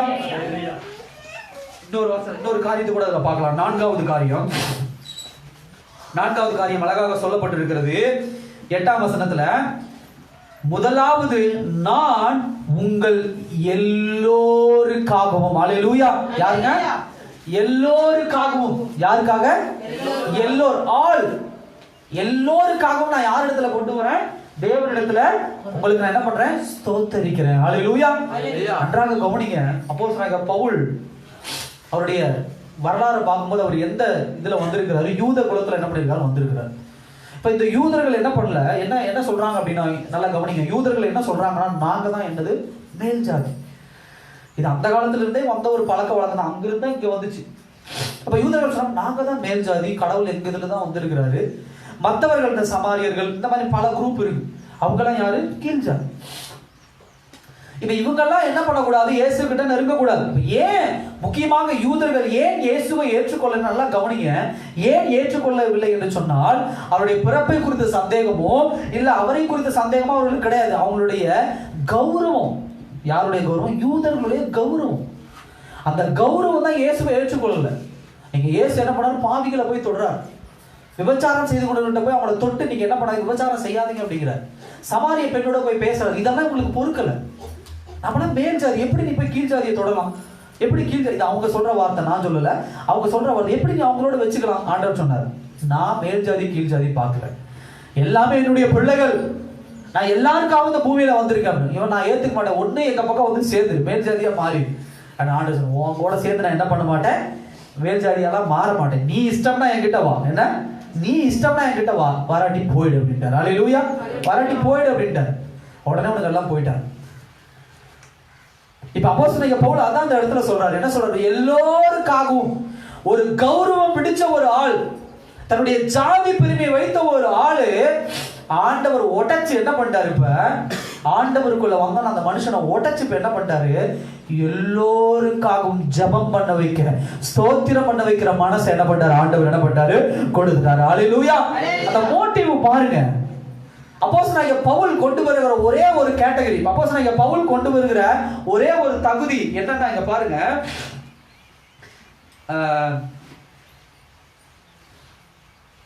சாட்சியாக இருக்கிறார். 12ஆம் வசனம் பாருங்க. எவ்விதத்திலாவது நான் உங்களிடத்தில் வருவதற்கு தேவனுடைய சித்தத்தினால எனக்கு நல்ல பிரயாணம் சீக்கிரத்தில் கிடைக்க வேணும்னு சொல்றாரு. அதே போல 8ஆம் வசனத்துல, உங்கள் விசுவாசம் உலகமெங்கும் பிரசித்தி ஆகிறபடியால் ஒரே ஒரு தகுதி தான் வச்சிருக்காரு. என்னது? உங்களுடைய விசுவாசம் எப்படி ஆகணும்? பரவணும். நீங்க எப்படிப்பட்டவர்களா இருக்கணும்? பரிசுத்தவான்களா என்ன பண்ணணும்? இருக்கணும். அல்லேலூயா. நன்றாக கவனிங்க. அப்போஸ்தலனாகிய பவுல் வைத்திருக்கிற ஒரே ஒரு தகுதி, ஆண்டவருக்கு முன்னாடி நிற்கக்கூடிய ஒரே ஒரு தகுதி, பரிசுத்தவானா இருக்கும். ஜாதி பெருமை கிடையாது, பணம் பெருமை கிடையாது, அழகு பெருமை கிடையாது. பரிசுத்தவான், ஆண்டவருடைய பிள்ளை என்கிற தகுதி மாத்திரம் என்ன பண்ணுது? இருந்தா போதும். இந்த ரோமர் மக்கள், இந்த ரோமர் லெட்டர் எழுதும்போது, இந்த கடிதத்தை எழுதும்போது, இந்த ரோம சாம்ராஜ்யத்தை சேர்ந்தவர்கள், இதுல இயேசு கிறிஸ்துவை ஏற்றுக்கொண்டவர்களை அப்போஸ்தலனாகிய பவுல் பார்த்ததே கிடையாது. செலவுல அவங்கள பார்த்ததும் கிடையாது. அவர்களுக்கு இவர் சுவிசேஷம் சொல்லவும் கிடையாது. ஆனா அவர் என்ன சொல்றாரு? அவங்க எங்கேயோ இருக்காங்க, அவங்கள பார்த்ததும் கிடையாது, அவங்க யாருன்னே தெரியாது. ஆனா அவர்களுக்காக ஜெபிக்கிற மனப்பாங்கு யாருக்கு வந்திருக்கு? அப்போஸ்தலனாகிய பவுலுக்கு வந்திருக்கு. அல்லேலூயா. அவர்களுக்காக ஸ்தோத்திரம் சொல்லுகிற மனப்பாங்கு யாருக்கு வந்திருக்கிறது? அப்போஸ்தலனாகிய பவுலுக்கு வந்திருக்கிறது. மாம்சத்தின் அளவுல அவங்க யாருன்னே தெரியாது. ஆனால் ஆவிக்குரிய அளவுல அப்போஸ்தலனாகிய பவுல் புரிந்து வைத்திருக்கிறது. நானும் தேவனுடைய பிள்ளை இயேசு கிறிஸ்துவின் மூலியமாக, அவர்களும் தேவனுடைய பிள்ளை இயேசு கிறிஸ்துவின் மூலியமாக. சோ அவர்களுடைய சகோதரர்கள் என்பதை தெளிவாக யார் புரிந்து வைத்திருக்கிறார்? அப்போஸ்தலனாகிய பவுல். ஹல்லேலூயா. இந்த வருஷத்தினுடைய கடைசி நாள்ல ஆண்டவர் நமக்கு கொடுக்கிற வார்த்தை இதுதான். தேவனுடைய பிள்ளைகளே, உங்களுடைய மனதில் ஏதாவது பெருமை மேட்டிமை இருந்தா உடைச்சு போடுங்க. உலக மனிதன் உங்களுக்கு பல அடையாளங்களை கொடுத்து கொண்டு இருக்கலாம். சாதி அடையாளங்களை கொடுத்து கொண்டு இருக்கலாம், பண அடையாளங்களை கொடுத்து கொண்டு இருக்கலாம். அந்த மாதிரி பல காரியங்களை உங்களுடைய வாழ்க்கையில கொடுத்து கொண்டு இருக்கலாம். உடைத்தெரிக்க வேண்டும். ஆண்டவர் அதெல்லாம் அனுமதிக்கிற. ஒருவேளை நீங்க அந்த கௌரவத்தின் பிடியில இருந்தீங்கன்னா, பவுலை போல ஒரு நாள் ஆண்டவர் உங்களையும் என்ன பண்ணுவார்? குருடாக்க வேண்டிய நேரம் உண்டு. ஹல்லேலூயா. சாதியை குறித்து, மற்ற எதை குறித்து இருக்கக்கூடாது. பணத்தை குறித்து இல்லை, நான் அவ்வளோ வசதி, நான் அப்படி, நான் அந்த வீட்டில் வாழ்கிறேன், நான் இந்த இடத்துல வாழ்கிறேன், நான் அங்கே வாழ்கிறேன், நான் இவ்வளோ படித்தவன், நான் இவ்வளவு ஞானம் உள்ளவன், எனக்கு அது தெரியும் இது தெரியும். ஒரு மனுஷனை, சக மனிதனை நீங்க எப்படி பார்க்கணும்? அவன் ஆண்டவருடைய பிள்ளை, நான் ஆண்டவருடைய பிள்ளை, அவ்வளவுதான். இதை தாண்டி பார்க்க வேண்டிய அவசியத்தை அப்போஸ்தலனாகிய பவுல் நமக்கு கற்றுக் கொடுக்கல. ஆனா இன்றைக்கு உலகத்துல எப்படி கிறிஸ்தவத்திலே வெட்கப்பட வேண்டிய, தலைகுனிய வேண்டிய பல இடங்கள் உண்டு. அவரவர்கள் ஜாதிக்கு ஏற்ற மாதிரி ஒரு சபை, அவர்களுடைய கூட்டத்திற்கு ஏற்ற மாதிரி ஒரு சபை, எல்லாரும் ஒரு சபைக்குள்ள கூட முடியல. ஏன்? இன்னும் அவங்க இயேசு கிறிஸ்து மூலியமா யாரை சந்திக்கல? தேவனை சந்திக்கல. பல இடங்கள்ல என்ன நான் பார்த்திருக்கேன். இந்த ஜாதிக்கு இந்த சபை, அந்த ஜாதிக்கு அந்த சபை, பேருக்கு பின்னாடி ஜாதி பெரும். ஏன்? நீ ஆண்டவருக்குள்ள இருந்துட்டு ஞானஸ்தானம் எடுத்து ஆண்டவருக்குள்ள வந்துட்டீனா, முதல்ல உன் வாழ்க்கையில தூக்கி போட வேண்டியது என்னன்னா, இந்த உலகத்தில் இருக்கிற அனைவரும் என் தேவனால் படைக்கப்பட்டவர்கள். ஹல்லேலூயா. என்னுடைய சகோதர சகோதரிகள், உலகத்தான் எவன் வேணா சாதி பிரிவச்சன, அப்படி எவனாவது உங்ககிட்ட வந்தா அவனை முதல்ல என்ன பண்ணுங்க? திட்டி அனுப்புங்க. கிறிஸ்தவனுங்கிற பேர்லயே ஒருத்தர் வருவான், திருமண நாட்கள் அதெல்லாம் நிறைய நடக்கும். இந்த ஜாதி, நான் ஒரு சில பேர்கிட்ட கேட்டேன், ஒருத்தருக்கு ரொம்ப நாளா கல்யாணம் ஆகவே இல்லை. அப்ப என்கிட்ட வந்தாங்க, வந்துட்டு சொன்னாங்க, ஐயா அந்த மாதிரி எங்களுக்கு என்ன பண்ணோம், பொண்ணு வேணும் அப்படின்னு. சரி சொல்லுங்க, பொண்ணு பார்த்தலாம். என்ன மாதிரி பொண்ணு வேணா? அவங்ககிட்ட என்ன எதிர்பார்த்தோன்னா, ஒரு வேலையில் இருக்கிற பொண்ணு சில பேர் கேட்பாங்க, இல்லை படித்த பொண்ணு, டிகிரி படித்த பொண்ணை கொடுங்க அப்படின்னு கேட்பாங்க. இல்லை சில பேர் என்ன சொல்லுவாங்க அப்படின்னா, ஐயா அந்த மாதிரி இந்த இடத்துல இருக்கிற பொண்ணு, இந்த மாதிரி ஏதோ ஒரு காரணம் சொல்லுவாங்க, ஆவிக்குரிய பெண், இந்த மாதிரி ஏதோ ஒரு காரணம் சொல்லுவாங்க. இதெல்லாம் ஏற்றக்கூடிய ஒரு காரணம். ஆனால் அவங்க என்ன சொன்னாங்க, எனக்கு வந்து இந்த ஜாதியில தான் பொண்ணு வேணும். சரி, அப்புறம் இந்த ஜாதியில இந்த பிரிவு இருக்கான், அந்த பிரிவுல தான் எனக்கு என்ன வேணும்? என்ன வேணும்? பொண்ணு வேணும். அந்த பிரிவை தாண்டி அடுத்த பிரிவுக்கு போக மாட்டாங்க அப்படின்னா. சரி, வேற என்ன வேணும்? இதே கேட்டகரி, ஆனா இந்த பிரிவு, இந்த ஜாதி, ஆனா என்ன பண்ண? பொண்ணு நகை போடக்கூடாது. எப்படி? பொண்ணு நகை போடக்கூடாது. கிறிஸ்டினா என்ன பண்ணும் இருக்கும்? உலகம் முழுக்க தேர்னாலும் அப்படி என்ன பண்ணாது? உலகம் முழுக்க தேர்னாலும் என்ன பண்ணாது? அப்படி கிடைக்காது. ஏன்னா நம்ம ஒரு அஜெண்டா வச்சுட்டு, நம்ம ஒரு சில காரியங்களை பேப்பர்ல எழுதி, ஆண்டவர் இப்படிப்பட்டது உனக்கு கொடுங்கன்னா ஆண்டவர் என்ன பண்ணுவார்? அப்படியா, சரி கொண்டாமான்னு உள்ள கூட்டு போய் அந்த பேப்பர் எடுத்துட்டு உள்ள போயிட்டு அவர் பொம்மை செஞ்சு மறுபடியும் காத்து ஊதி, இந்த ஜாதி இந்த பிரிவு தான் நீ கேட்டதெல்லாம் கொண்டு வந்து கொடுத்துட்டு ஆண்டவர் என்ன பண்ண மாட்டார்? கொடுக்க மாட்டேன். ஏற்கனவே ஆண்டவர் உங்களுக்கு எனக்கு சொல்லி அவர்களுக்கு உண்டான என்ன பண்றாரு? ஆண்டவர் ஏற்படுத்தி வச்சார். நம்முடைய வேலை என்னன்னா, அதை கண்டுபிடிக்கிற வேலை தான், நான் தவிர திரும்ப உருவாக்குற வேலை இல்லை. ஹல்லேலூயா. எனக்கு தெரிஞ்சு பல பேர் 35 வயசு 36 வயசு அப்படியே வச்சுக்கிட்டே இருக்காங்க. கேட்டா இந்த கேட்டகரி போய் பொண்ணை பத்தி ஏதாவது திருமண இந்த கேட்டகரி இருந்தா பொண்ணு கொடு. தமிழ்நாட்டில் இருக்கிற எல்லா இடத்துலையும் போய் கொடுத்துட்டாங்க. எனக்கு இந்த பொண்ணு வேணும், இந்த பொண்ணு வேணும், இந்த பொண்ணு வேணும். இதுல சில பேர் என்ன பண்ணுவாங்க, 5.2 ஹைட்ல எப்படி உயரம், வெயிட் இவ்வளவுதான் வெயிட் இருக்கணும், இதை தாண்டி அந்த அம்மா போகக்கூடாது. அன்னைக்கு வெயிட் போடுற அன்னைக்கு கல்யாண நாளில் வெயிட் போட்டு பார்ப்பாங்க போல. 62 கிலோ, அந்த பொண்ணு 62 கிலோ தான் இருக்கும். 62.5 வந்தா ரிஜெக்டட். இதெல்லாம் நான் கேட்டேன், இன்னும் கல்யாணம் நடக்குது, இன்னும் நான் அந்த மனுஷனை பார்த்துட்டு தான் இருக்கேன், இன்னும் கல்யாணம் நடக்குது. ஒருத்தர் இதே கேட்டகரியில் வச்சு கடைசியில் எப்படி கல்யாணம் பண்ணாங்க? இது எல்லா கேட்டகரியும் உடைச்சு போட்டுட்டு வேற மாதிரி என்ன பண்ணிட்டாங்க, கடைசியில் முடியல. நான் சொல்றேன், முதல்லயே என்ன பண்ணிருக்கலாம், அழகான போனாங்க. இப்ப கடைசியில் கல்யாணம் பண்ணி சொல்றாங்க, இது நமக்கு செட் ஆகிற மாதிரி தெரியல பாஸ்டர் அப்படின்னு. நான் தான் சொன்னேன், நீங்க தான் கேட்கலையே. ஹல்லேலூயா. இப்ப இது எல்லாத்தையும் முதல்ல நம்ம எந்த காரியத்தை அப்படிதான் தேடணும். ஆண்டவர் என்ன வச்சிருக்காருன்னு தேடுங்க. நீங்க வச்சுக்கிட்டு உன்னை போய் ஆண்டவர் எடுத்து என்ன பண்ணாதீங்க, தேடாதீங்க. ஹல்லேலூயா. எதை கேட்டாலும் சரி, ஆண்டவர் எனக்கு வீடா எங்க வச்சிருக்கீங்க கொடு, ஆண்டவர் எனக்கு வேலையா எங்க வச்சிருக்கீங்க கொடு, ஆண்டவர் எனக்கு வேற எந்த காரியமா என்ன வச்சிருக்கீங்க எனக்கு கொடு, ஆண்டவர் குழந்தையா எனக்கு என்ன குழந்தை வச்சிருக்கீங்களோ என்ன பண்ணுங்க கொடு. உட்காந்து 3 மாசம் உபவாசம் பண்ண, ஆண்டவரே இந்த குழந்தை தான் வேணும், இந்த குழந்தை தாண்டி அந்த குழந்தை வேண்டாம், இந்த குழந்தை இப்படிப்பட்ட குழந்தை வெள்ளையா வேணும், கருப்பா வேணும், ஹைட்டா வேணும், கோலமா வேணும், இந்த மாதிரி அதே மாதிரி ஆணா வேணும், இதெல்லாம் தேவையே இல்லை. ஹல்லேலூயா. இதுக்கு 3 மாசம் உபவாசம் இப்படிப்பட்ட ஆண்டவர் சொல்லுறாரு, சரிப்பா நான் செய்யறேன், என்ன பண்றேன் நான் செய்யறேன். அது கொடுக்க வேண்டிய நேரத்தில் ஆண்டவர் ஒரு முதல்ல பெண் குழந்தை கொடுத்து 2வது என்ன பண்ணலாம், ஆண் குழந்தையை கொடுக்கலாம். நம்ம என்ன பண்ணிடுவோம், உலக மக்கள் அவங்களுடைய சிந்தனை எப்படி, எனக்கு முதல்ல ஆண் குழந்தை வேணும், ஆண் குழந்தை 35 வயசுல கொடுக்கலான்னு வச்சிருந்தேன், 28 வயசுல உனக்கு பெண் குழந்தை கொடுக்கலான்னு வச்சிருந்தேன், நீ வேண்டான்ட்ட. நான் என்ன பண்றேன், 35 வயசுல 2வது ஆண் குழந்தை நான் உனக்கு என்ன பண்றேன் கொடுக்குறேன். எத்தனை வருஷம், 7 வருஷம். இப்ப என்னாச்சு, குழந்தை இல்லை. 35 வருஷம் போகும்போது ஆண்டவர் வந்து குழந்தை கொடுக்க தயாரா இருப்பார். நம்ம உடம்புல தெம்பு இருக்கானா என்ன இல்லை. அதனால என்னைக்கு ஆண்டவரோடு என்ன பண்ணாதீங்க, போட்டி போடாதீங்க, பிரிவுகளை பார்க்காதீங்க, கடவுளோட பிரிவு பார்க்காதீங்க. வயசு வந்துருச்சா, 27 வயசு வந்துருச்சா, தேவனுடைய பிள்ளைகள் திருமண காரியமா ஜெபம் பண்ணுங்க. ஆவிக்குரிய பொண்ணா வேணும்னு ஜெபம் பண்ணுங்க. தேவ சமூகத்தில் இருக்கக்கூடிய பொண்ணா வேணும்னு ஜெபம் பண்ணுங்க. அதை விட்டுட்டு இப்படிதான் வேணும், இந்த மாதிரி தான் வேணும், ஒரு போட்டோ வரைஞ்சி இப்படிதான் இதே மாதிரி தான் ஆண்டவரை பொண்ணு வேணும் இல்ல. வேலைக்கு போகணுமா, ஆண்டவர் எனக்கு எங்க வேலை வச்சிருக்கிறார், அது எப்படிப்பட்ட இடமா, கஷ்டமான இடமா இருந்தாலும் சரி, அதை எனக்கு ஆண்டவர் கொடுப்பாரு, அந்த வேலையை கொடுப்பாரு, அப்படி போங்க. சில பேர் நம்ம வேலைக்கு கூப்பிட்டு பேசணும்னா ஆண்டவருடைய பிள்ளைகள் வந்து என்ன பண்ணுவாங்க, நான் இப்படிலாம் வேலை செய்ய மாட்டேங்க, நான் அப்படியெல்லாம் வேலை செய்ய மாட்டேங்க, நான் இந்த மாதிரிலாம் வேலை செய்ய மாட்டேங்க. ஆண்டவர் எனக்கு வச்சு 2019 இந்த மாதிரியான எண்ணங்கள் வந்து தூக்கி போடு. உங்களை கொண்டு போய் ஆண்டவர் என்ன கல்குவாரியில் வேலை செய்ய சொல்றேன்னா வேலை செய்யுங்க. யோசேப்பு போய் எங்கேங்க வேலை செஞ்சாரு, போத்திபார் உள்ள போய் சின்ன பையனாண்ட வேலை செஞ்சாரு, ஜெயிலில் போய் வேலை செஞ்சாரு. அப்படி வேலை செஞ்சா ஆண்டவர் அவனை உயர்த்துறான். உங்களை ஆண்டவர் எங்க உருவாக்கணுமோ அங்க உருவாக்குவார். அல்லேலூயா. ஆண்டவர் உங்களுக்கு என்ன ஆசீர்வாதம் தரணும் அந்த ஆசீர்வாதத்தை தருவார். என் தேவ பிள்ளைகளை பல பேர் இந்த மாதிரியான தவறான முடிவுகளால, தேவனுடைய சித்தத்தை அறியாமல் செய்ததுனால தன்னுடைய வாழ்க்கை இழந்து போயிருக்கிறாங்க. எனக்கு தெரிஞ்சு எத்தனையோ பேர் ஊழிய அழைப்பு இழந்து போயிருக்காங்க. சின்ன வயசுல இருந்து பல தீர்க்கதரிசிகள் வந்து சொல்லிட்டு போயிட்டாங்க, நீ ஊழியத்துக்கு. ஆனா கடைசியில் அவர் என்ன பண்ணல, கீழ்ப்படியாம போனதுனால அந்த ஊழிய அழைப்பு விட்டு இப்போ வேலைக்கு போயிட்டு இருக்குது. எல்லாருமே ஆசைப்படுறாங்க ஊழியத்துக்கு போகணும். அந்த குடும்பம் அந்த பொண்ணுகிட்ட போய் நீங்க ஊழியத்துக்கு போகணும், அந்த பொண்ணு சொல்லுது இல்லைங்க நம்ம என்ன பண்ணலாம் சம்பாதிக்கலாம் அப்படின்னு சொல்லுது. ஏன், அந்த பொண்ணு தப்பு கிடையாது, அந்த பொண்ணுக்கு அதுதான் எண்ணம். நம்மளா போய் அங்கே போய் மாட்டிக்கிட்டு நீ ஊழியத்துக்கு வானா வராது. இன்னொருத்தருக்கு நான் கேட்டேன், அவங்க என்ன சொன்னாங்க அப்படின்னா, ஒரு பொண்ணு பார்க்கறதுல அவங்க சொன்னாங்க, ஃபர்ஸ்ட் எங்களுக்கு வந்து பொண்ணு பாருங்க என்னன்னா இப்போ வேலை செய்யணும், என்ன இப்போ வேலை செய்யணும். நாளைக்கு எங்கள் பையன் சொன்னோன்னே அந்த பொண்ணு வேலையை விட்டுட்டு என்ன பண்ணும், ஊழியத்துக்கு வரணும். எப்படி, இப்போ வேலை செய்யணும், நாளைக்கு நாங்கள் சொன்னோன்னே என்ன பண்ணணும், அந்த பொண்ணு என்ன பண்ணணும், வேலையை விட்டுட்டு ஊழியத்துக்கு வரணும். ஒன்று அந்த பொண்ணு சின்ன வயசுலேருந்து ஊழியத்துக்கு அர்ப்பணிக்கப்பட்ட பொண்ணா இருக்கும், இல்லை அந்த பொண்ணு ஆவிக்குரிய பொண்ணா இருக்கும், இல்லை நான் வேலை செய்கிறேன், குடும்பத்துக்கு உண்டான தேவைகள் நிறையா இருக்குது செய்யறதா இருக்கும்.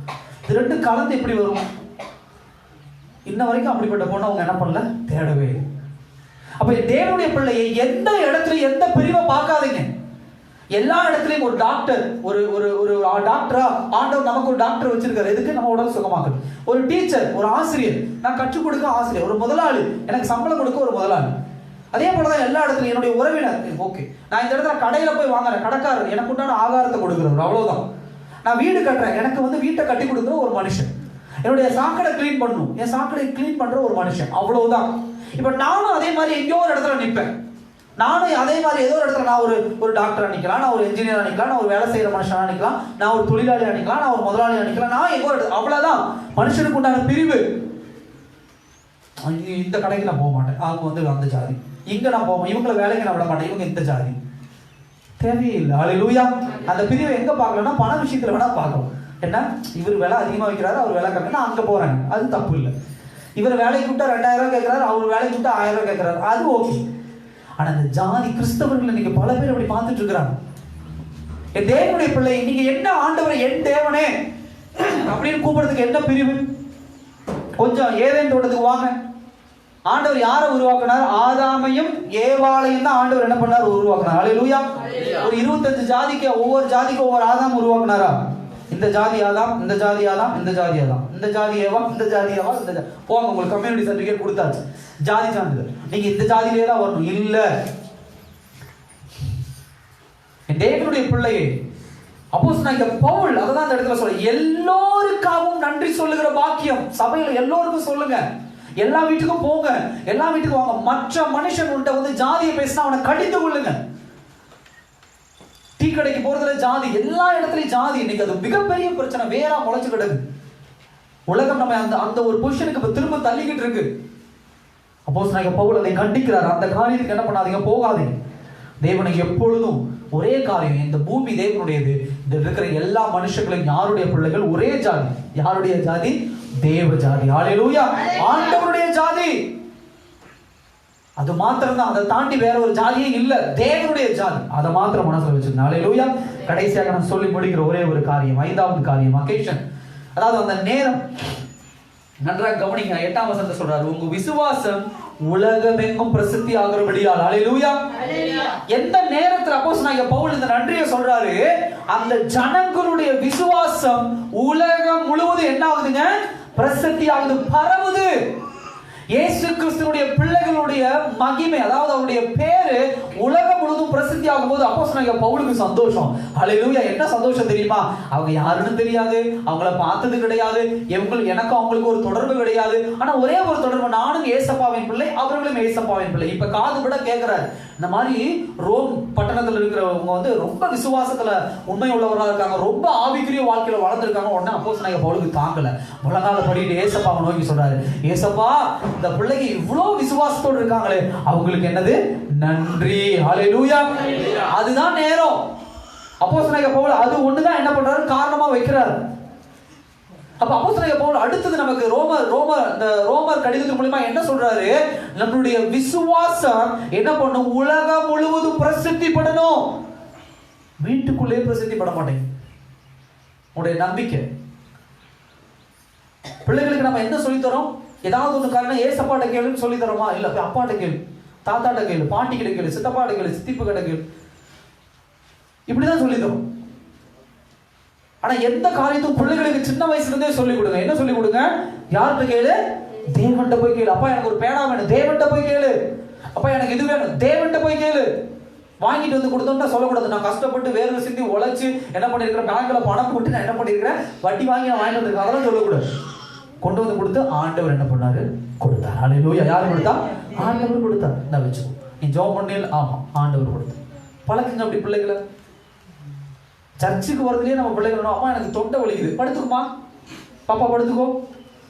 அப்பா எனக்கு தலை வலிக்குது, நல்லா தூங்கு, மாத்திரை போட்டு தூங்கு.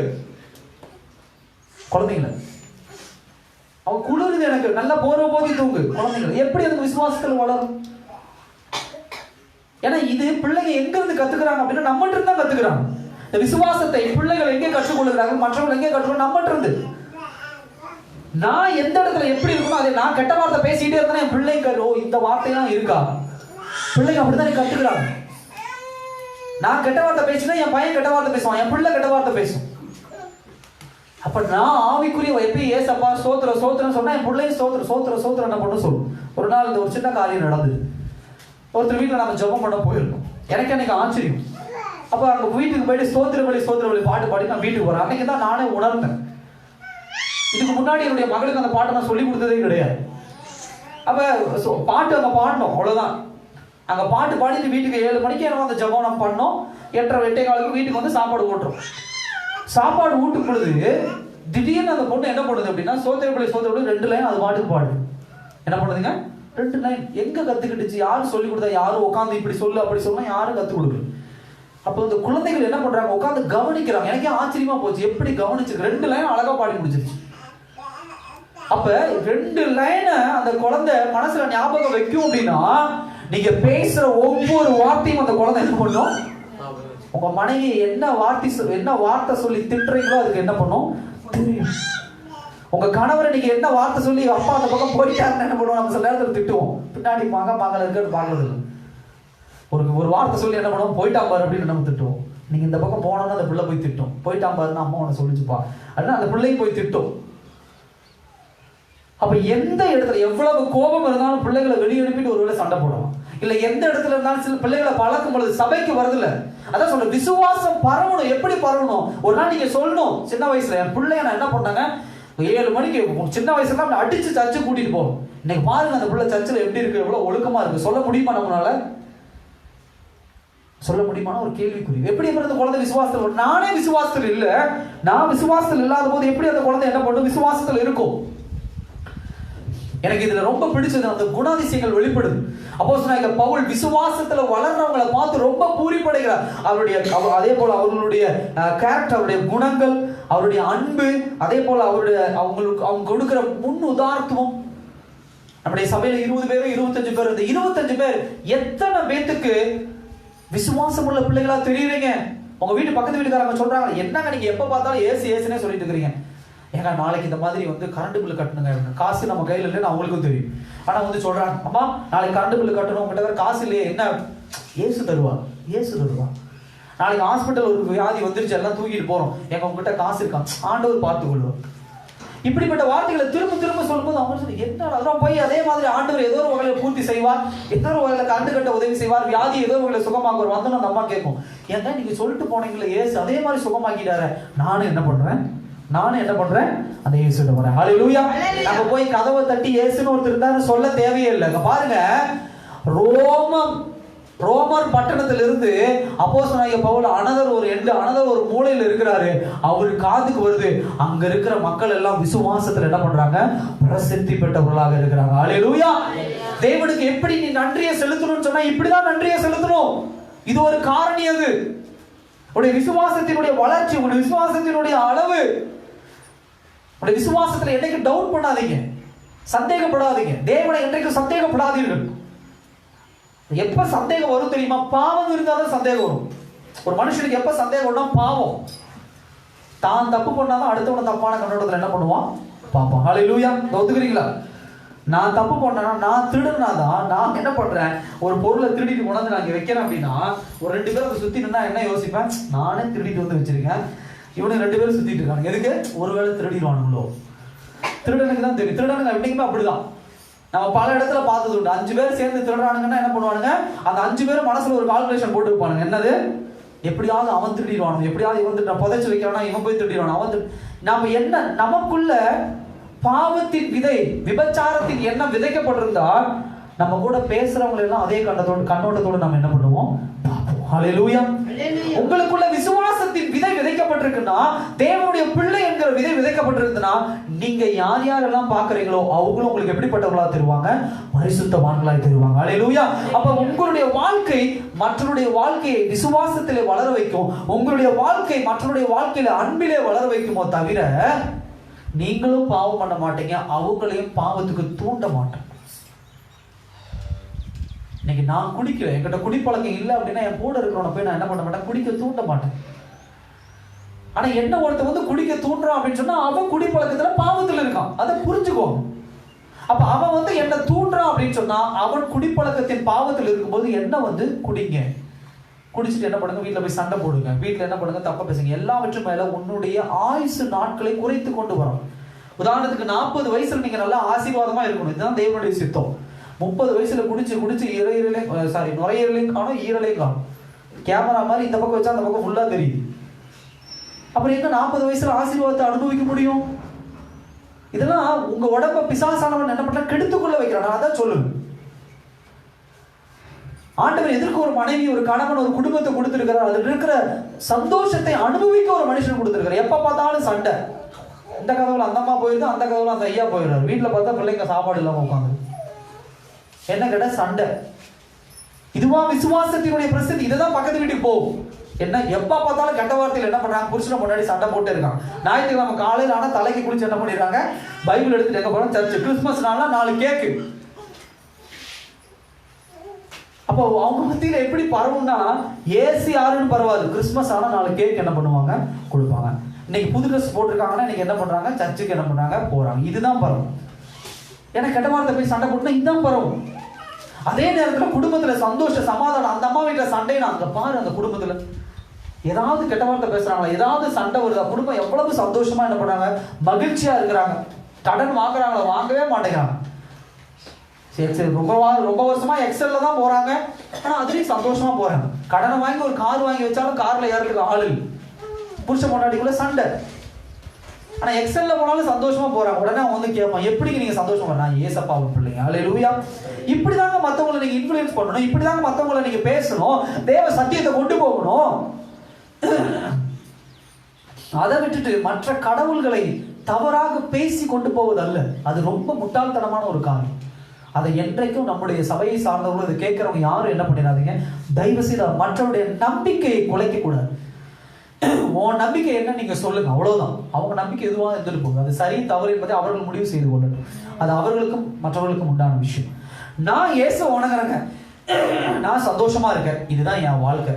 இங்க வாங்க, ஆண்டவர் உங்களுக்கு ஆசீர்வாதம் கொடுப்பார். அவ்வளவு. இதுக்கு மேல நம்ம பேசுறதுக்கு ஆண்டவர் சொன்ன உலகம் முழுவதும் நீங்க எதை போய் அறிவிங்க? சுவிசேஷத்தை. சுவிசேஷம் என்ன? இயேசு பிறந்திருக்கிறார், அவ்வளவுதான். நீ போய் இயேசு பிறந்திருக்கிறார் மாத்திரம் அறிவி. அதை தாண்டி வேற எதையும் நீங்க என்ன பண்ணாதே, அறிவிக்காது. இந்த பக்கம் போவாது, அந்த பக்கம் போவாது, இதை செய்யாத. அவன் ஆண்டவர் சர்ச்சுக்குள்ள வரதுக்கு முன்னாடியே இதெல்லாம் சொன்ன உடனே அவன் இவ்வளவு பிரச்சனை இருக்கா, நான் வரவே இல்லை, நான் வீட்டிலே என்ன பண்ணிடுறேன், இருந்துருவான். இல்லை, அவங்களுக்கு கோபம் வரும். இந்த கோபத்தின் வெளிப்பாடு தான் பல இடங்களில் வெடிக்குது. நம்மளை கிறிஸ்தவங்களை பார்த்தா என்ன பண்றாங்க, அவங்க சண்டைக்கு வராங்க. ஏன்னா நம்ம பண்றது இது அவங்க குறையே கிடையாது, அவங்க கரெக்டாக தான் இருக்காங்க. யாரு குறை? இது நம்மளுடைய குறை. எங்க போய் சொல்லணும், எப்படி சொல்லணும், யாருக்கிட்ட சொல்லணும், எதை சொல்லணும், இது எல்லாமே அறிஞ்சு போய் என்ன பண்ணணும், சொல்லணும். அவங்களா தெய்வ சத்தியத்தை ஏற்று அவங்களா அவங்களுக்குள்ள மாற்றம் வந்தா ஓகே. இதை தாண்டி நம்மளுடைய வேலை அங்க என்ன அப்படின்னா, நம்மளுடைய விசுவாசத்தை இந்த உலகம் முழுவதும் என்ன பண்ணணும், பிரசித்திப்பட வைக்கணும். அல்லேலூயா. நீங்க இயேசுவின் பிள்ளை என்பதை இந்த உலகம் என்ன பண்ணணும், அறியணும். ஒயின் ஷாப்ல போய் உட்கார்ந்தா இயேசுவின் பிள்ளைன்னு அறிய மாட்டோம். பாவத்துல போய் உட்கார்ந்தா இயேசுவின் பிள்ளைன்னு அறிய மாட்டோம். சண்டை போட்டு கெட்ட வார்த்தை பேசிட்டு இருந்தா இயேசுவின் பிள்ளைன்னு அறிய மாட்டோம். எப்ப அறிவோம்? எப்ப அறிவோம்? நம்ம குடித்து கொண்டிருக்கிறவன் குடிக்காமல் சுகமாய் வாழும் பொழுது உலகம் அறியும். எப்ப பார்த்தாலும் ஒரு வீட்டுல கெட்ட வார்த்தையா பேசி அடிச்சுக்கிட்டு சண்டை போட்டு இருக்கிற வீட்டுல திடீர்னு ஒரு மாசம் அமைதி, கணவனும் மனைவி சந்தோஷமா போறாங்க, சந்தோஷமா வராங்க, எப்ப பார்த்தாலும் மகிழ்ச்சியா இருக்கிறாங்க, சண்டையும் இல்லை, சச்சரவும் இல்லை, 4 கண்ணு பார்க்க ஆரம்பிங்க. என்ன இவங்க ரொம்ப நாளா கத்திக்கிட்டு கெட்ட வார்த்தை பேசிட்டு அடிச்சுக்கிட்டு ரோட்ல போட்டு கிடந்தாங்க, ரொம்ப சந்தோஷமா இருக்காங்களே. வந்து கேட்பான், எப்படி மாறினீங்க? எப்படி? ஏசப்பா என்ன தொட்டார். அல்லேலூயா. அவங்களுக்குள்ள போகாத வார்த்தை, நானும் மாறணும். என் கூட என் மனைவியோட எனக்கு சண்டை, என் கணவரோட எனக்கு சண்டை. எல்லாரும் கண்களை மூடி ஆண்டவர் நோக்கி பார்க்கலாம். நல்ல நாள்ல